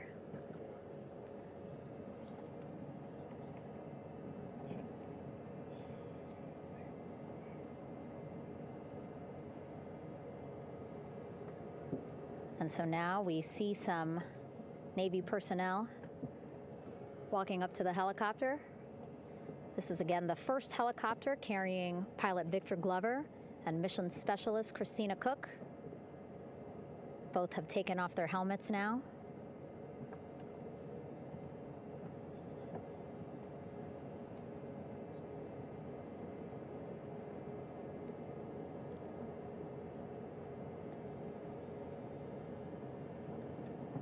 Some pictures, video to catalog this historic moment.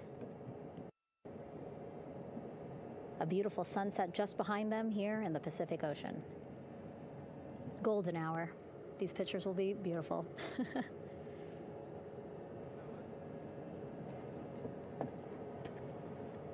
Now we see NASA Administrator Jared Isaacman. He is on the flight deck, as well as Flight Surgeon Rick Schuring walking over to Victor and Christina first. We saw the administrator walk over to the other helicopter, which is carrying Commander Reed Weissman and Mission Specialist Jeremy Hansen.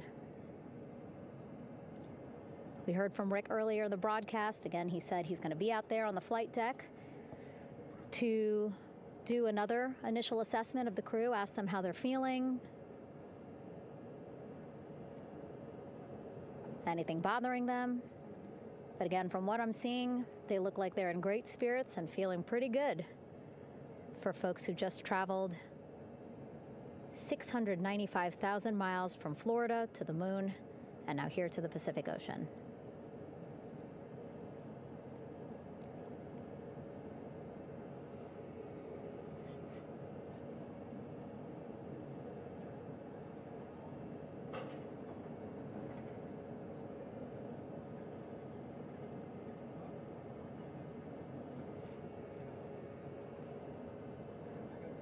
We're now seeing NASA Administrator Jared Isaacman walking across the flight deck. He had been talking to Reed and Jeremy, now approaching Victor and Christina. A hug from Victor, a hug from Christina. What a moment that we're getting to experience together.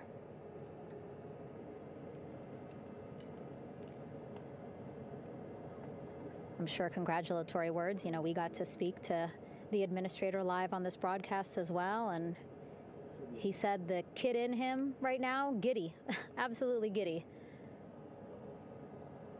at what we were able to accomplish today. Returning them home safely and in good spirits after a 10-day mission around the moon. And here we go.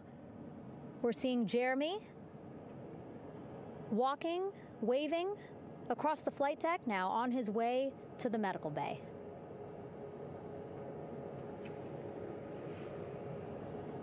It's a short walk, less than a minute. Again, that's why the recovery team decided to use helicopters to get them on the flight deck for that short walk to medical bay. And now on the flight deck, we see the chief of the astronaut office, Scott Tingle. Rick Schuring switching places. He's going over to the other helicopter. Big hugs from Victor, Christina to Scott. Again, a gorgeous sunset setting the stage for this recovery tonight.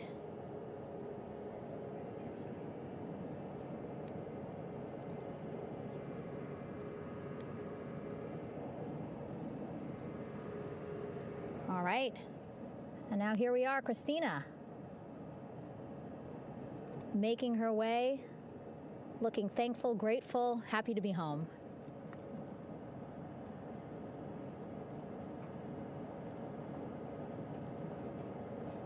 You can see she's looking up. Again, lots of people, just a few levels up off the flight deck, welcoming her home.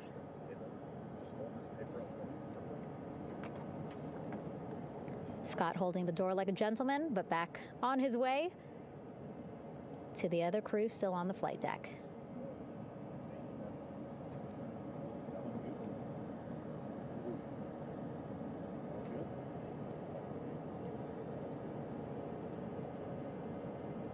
So still on the flight deck, Victor Glover and Reed Weissman. It looks like Victor will be the next one headed to medical bay. More hugs, more hugs. He's a hugger.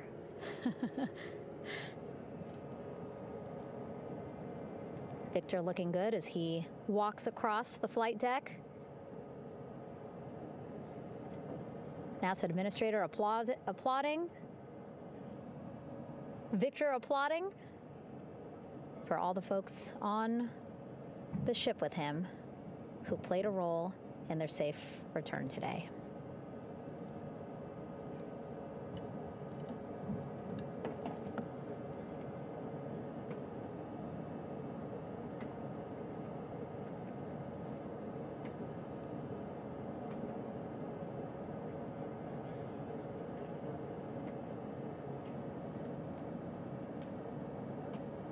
And finally, just one Artemis II crew member left on the flight deck, Commander Reed Weissman.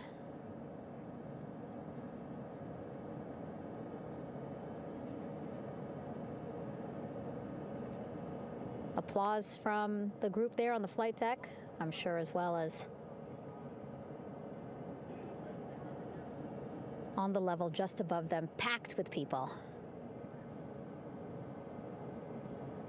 Reed looking good as he takes his steps towards the medical bay.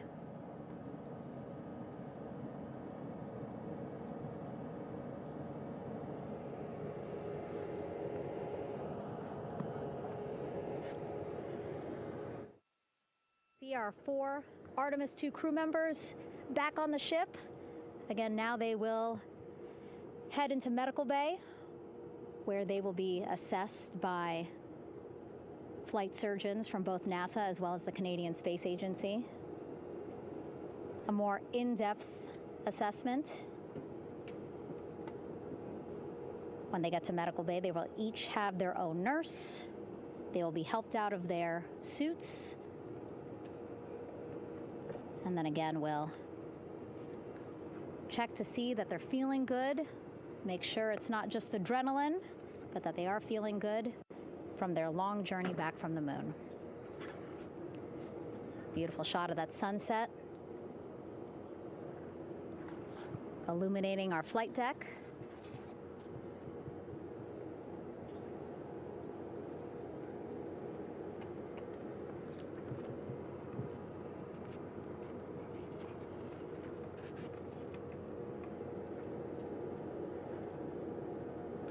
All right, and now with our astronauts safely on board, I want to welcome on Artemis Recovery Director Lily Villarreal.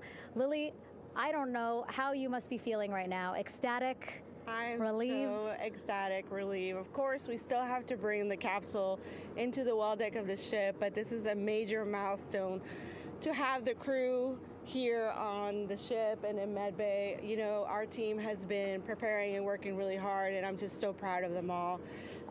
Everything went very well, just as planned. Our teammates in Houston, the flight control team was just amazing. We were able to have great conversations and communications about everything. And I don't know what else to say. I'm just so ecstatic. It's such a wonderful feeling to get to this point. Again, we still have to get the capsule, but this is huge for all of us in landing recovery, and I couldn't do this without my team, and of course the full support of the U.S. military. There's going to be lots of, high fives when we get the capsule back in, and I'm so happy that the crew's doing well, Ryan's doing well, and thank you for everybody watching. Yeah, it was great to watch the crew come back to the ship with you. How were you feeling when you were seeing them looking so happy to be home and feeling really good? The funny thing is that we had video of them from inside the Orion vehicle. They were like that from the beginning. When we opened the hatch, they were already out of their seats, having a good time, waiting for us to open the hatch. And they opened the hatch, and of course we did the first medical assessment. Everybody was doing very well, and they were just having such a great time with the medical team that was inside the capsule. I think they were all taking selfies with the phones that they have, probably talking about what they saw, and it was just smiles all around. They were having such a great time. And then we put them on the front porch when we were ready to put them on the front porch. And again, you could see they were just so ecstatic to be home and talking to everybody. So we were very happy to see all of that in the control room of the LFOC. How remarkable is that? Again, if we think about their journey, the 695,000-mile journey around the moon and back, coming back at 30 times faster than the speed of sound. I mean, how remarkable is that they are in such good spirits? I mean, this is an amazing crew. I think you guys have seen it for the past 10 days. They're wonderful people, and we're so happy that they brought us along on that ride. And I can't wait to see all the additional videos and pictures that they have that, we'll get a hold of now that they're back on the ground. And I can't wait to hear how, a little more than what we saw on the press briefings from the crew about what they saw. It's just fantastic. Some of my favorite people around this 10 days was the science team and how excited they were. And so this is exactly how we feel in the landing recovery team when the science team went, oh my goodness, when they heard all the discussions about the moon. This is exactly how we feel now in the landing recovery team. We're so ecstatic. Yeah. Again, we have to recover the capsule. I want to make sure we don't forget about our Orion.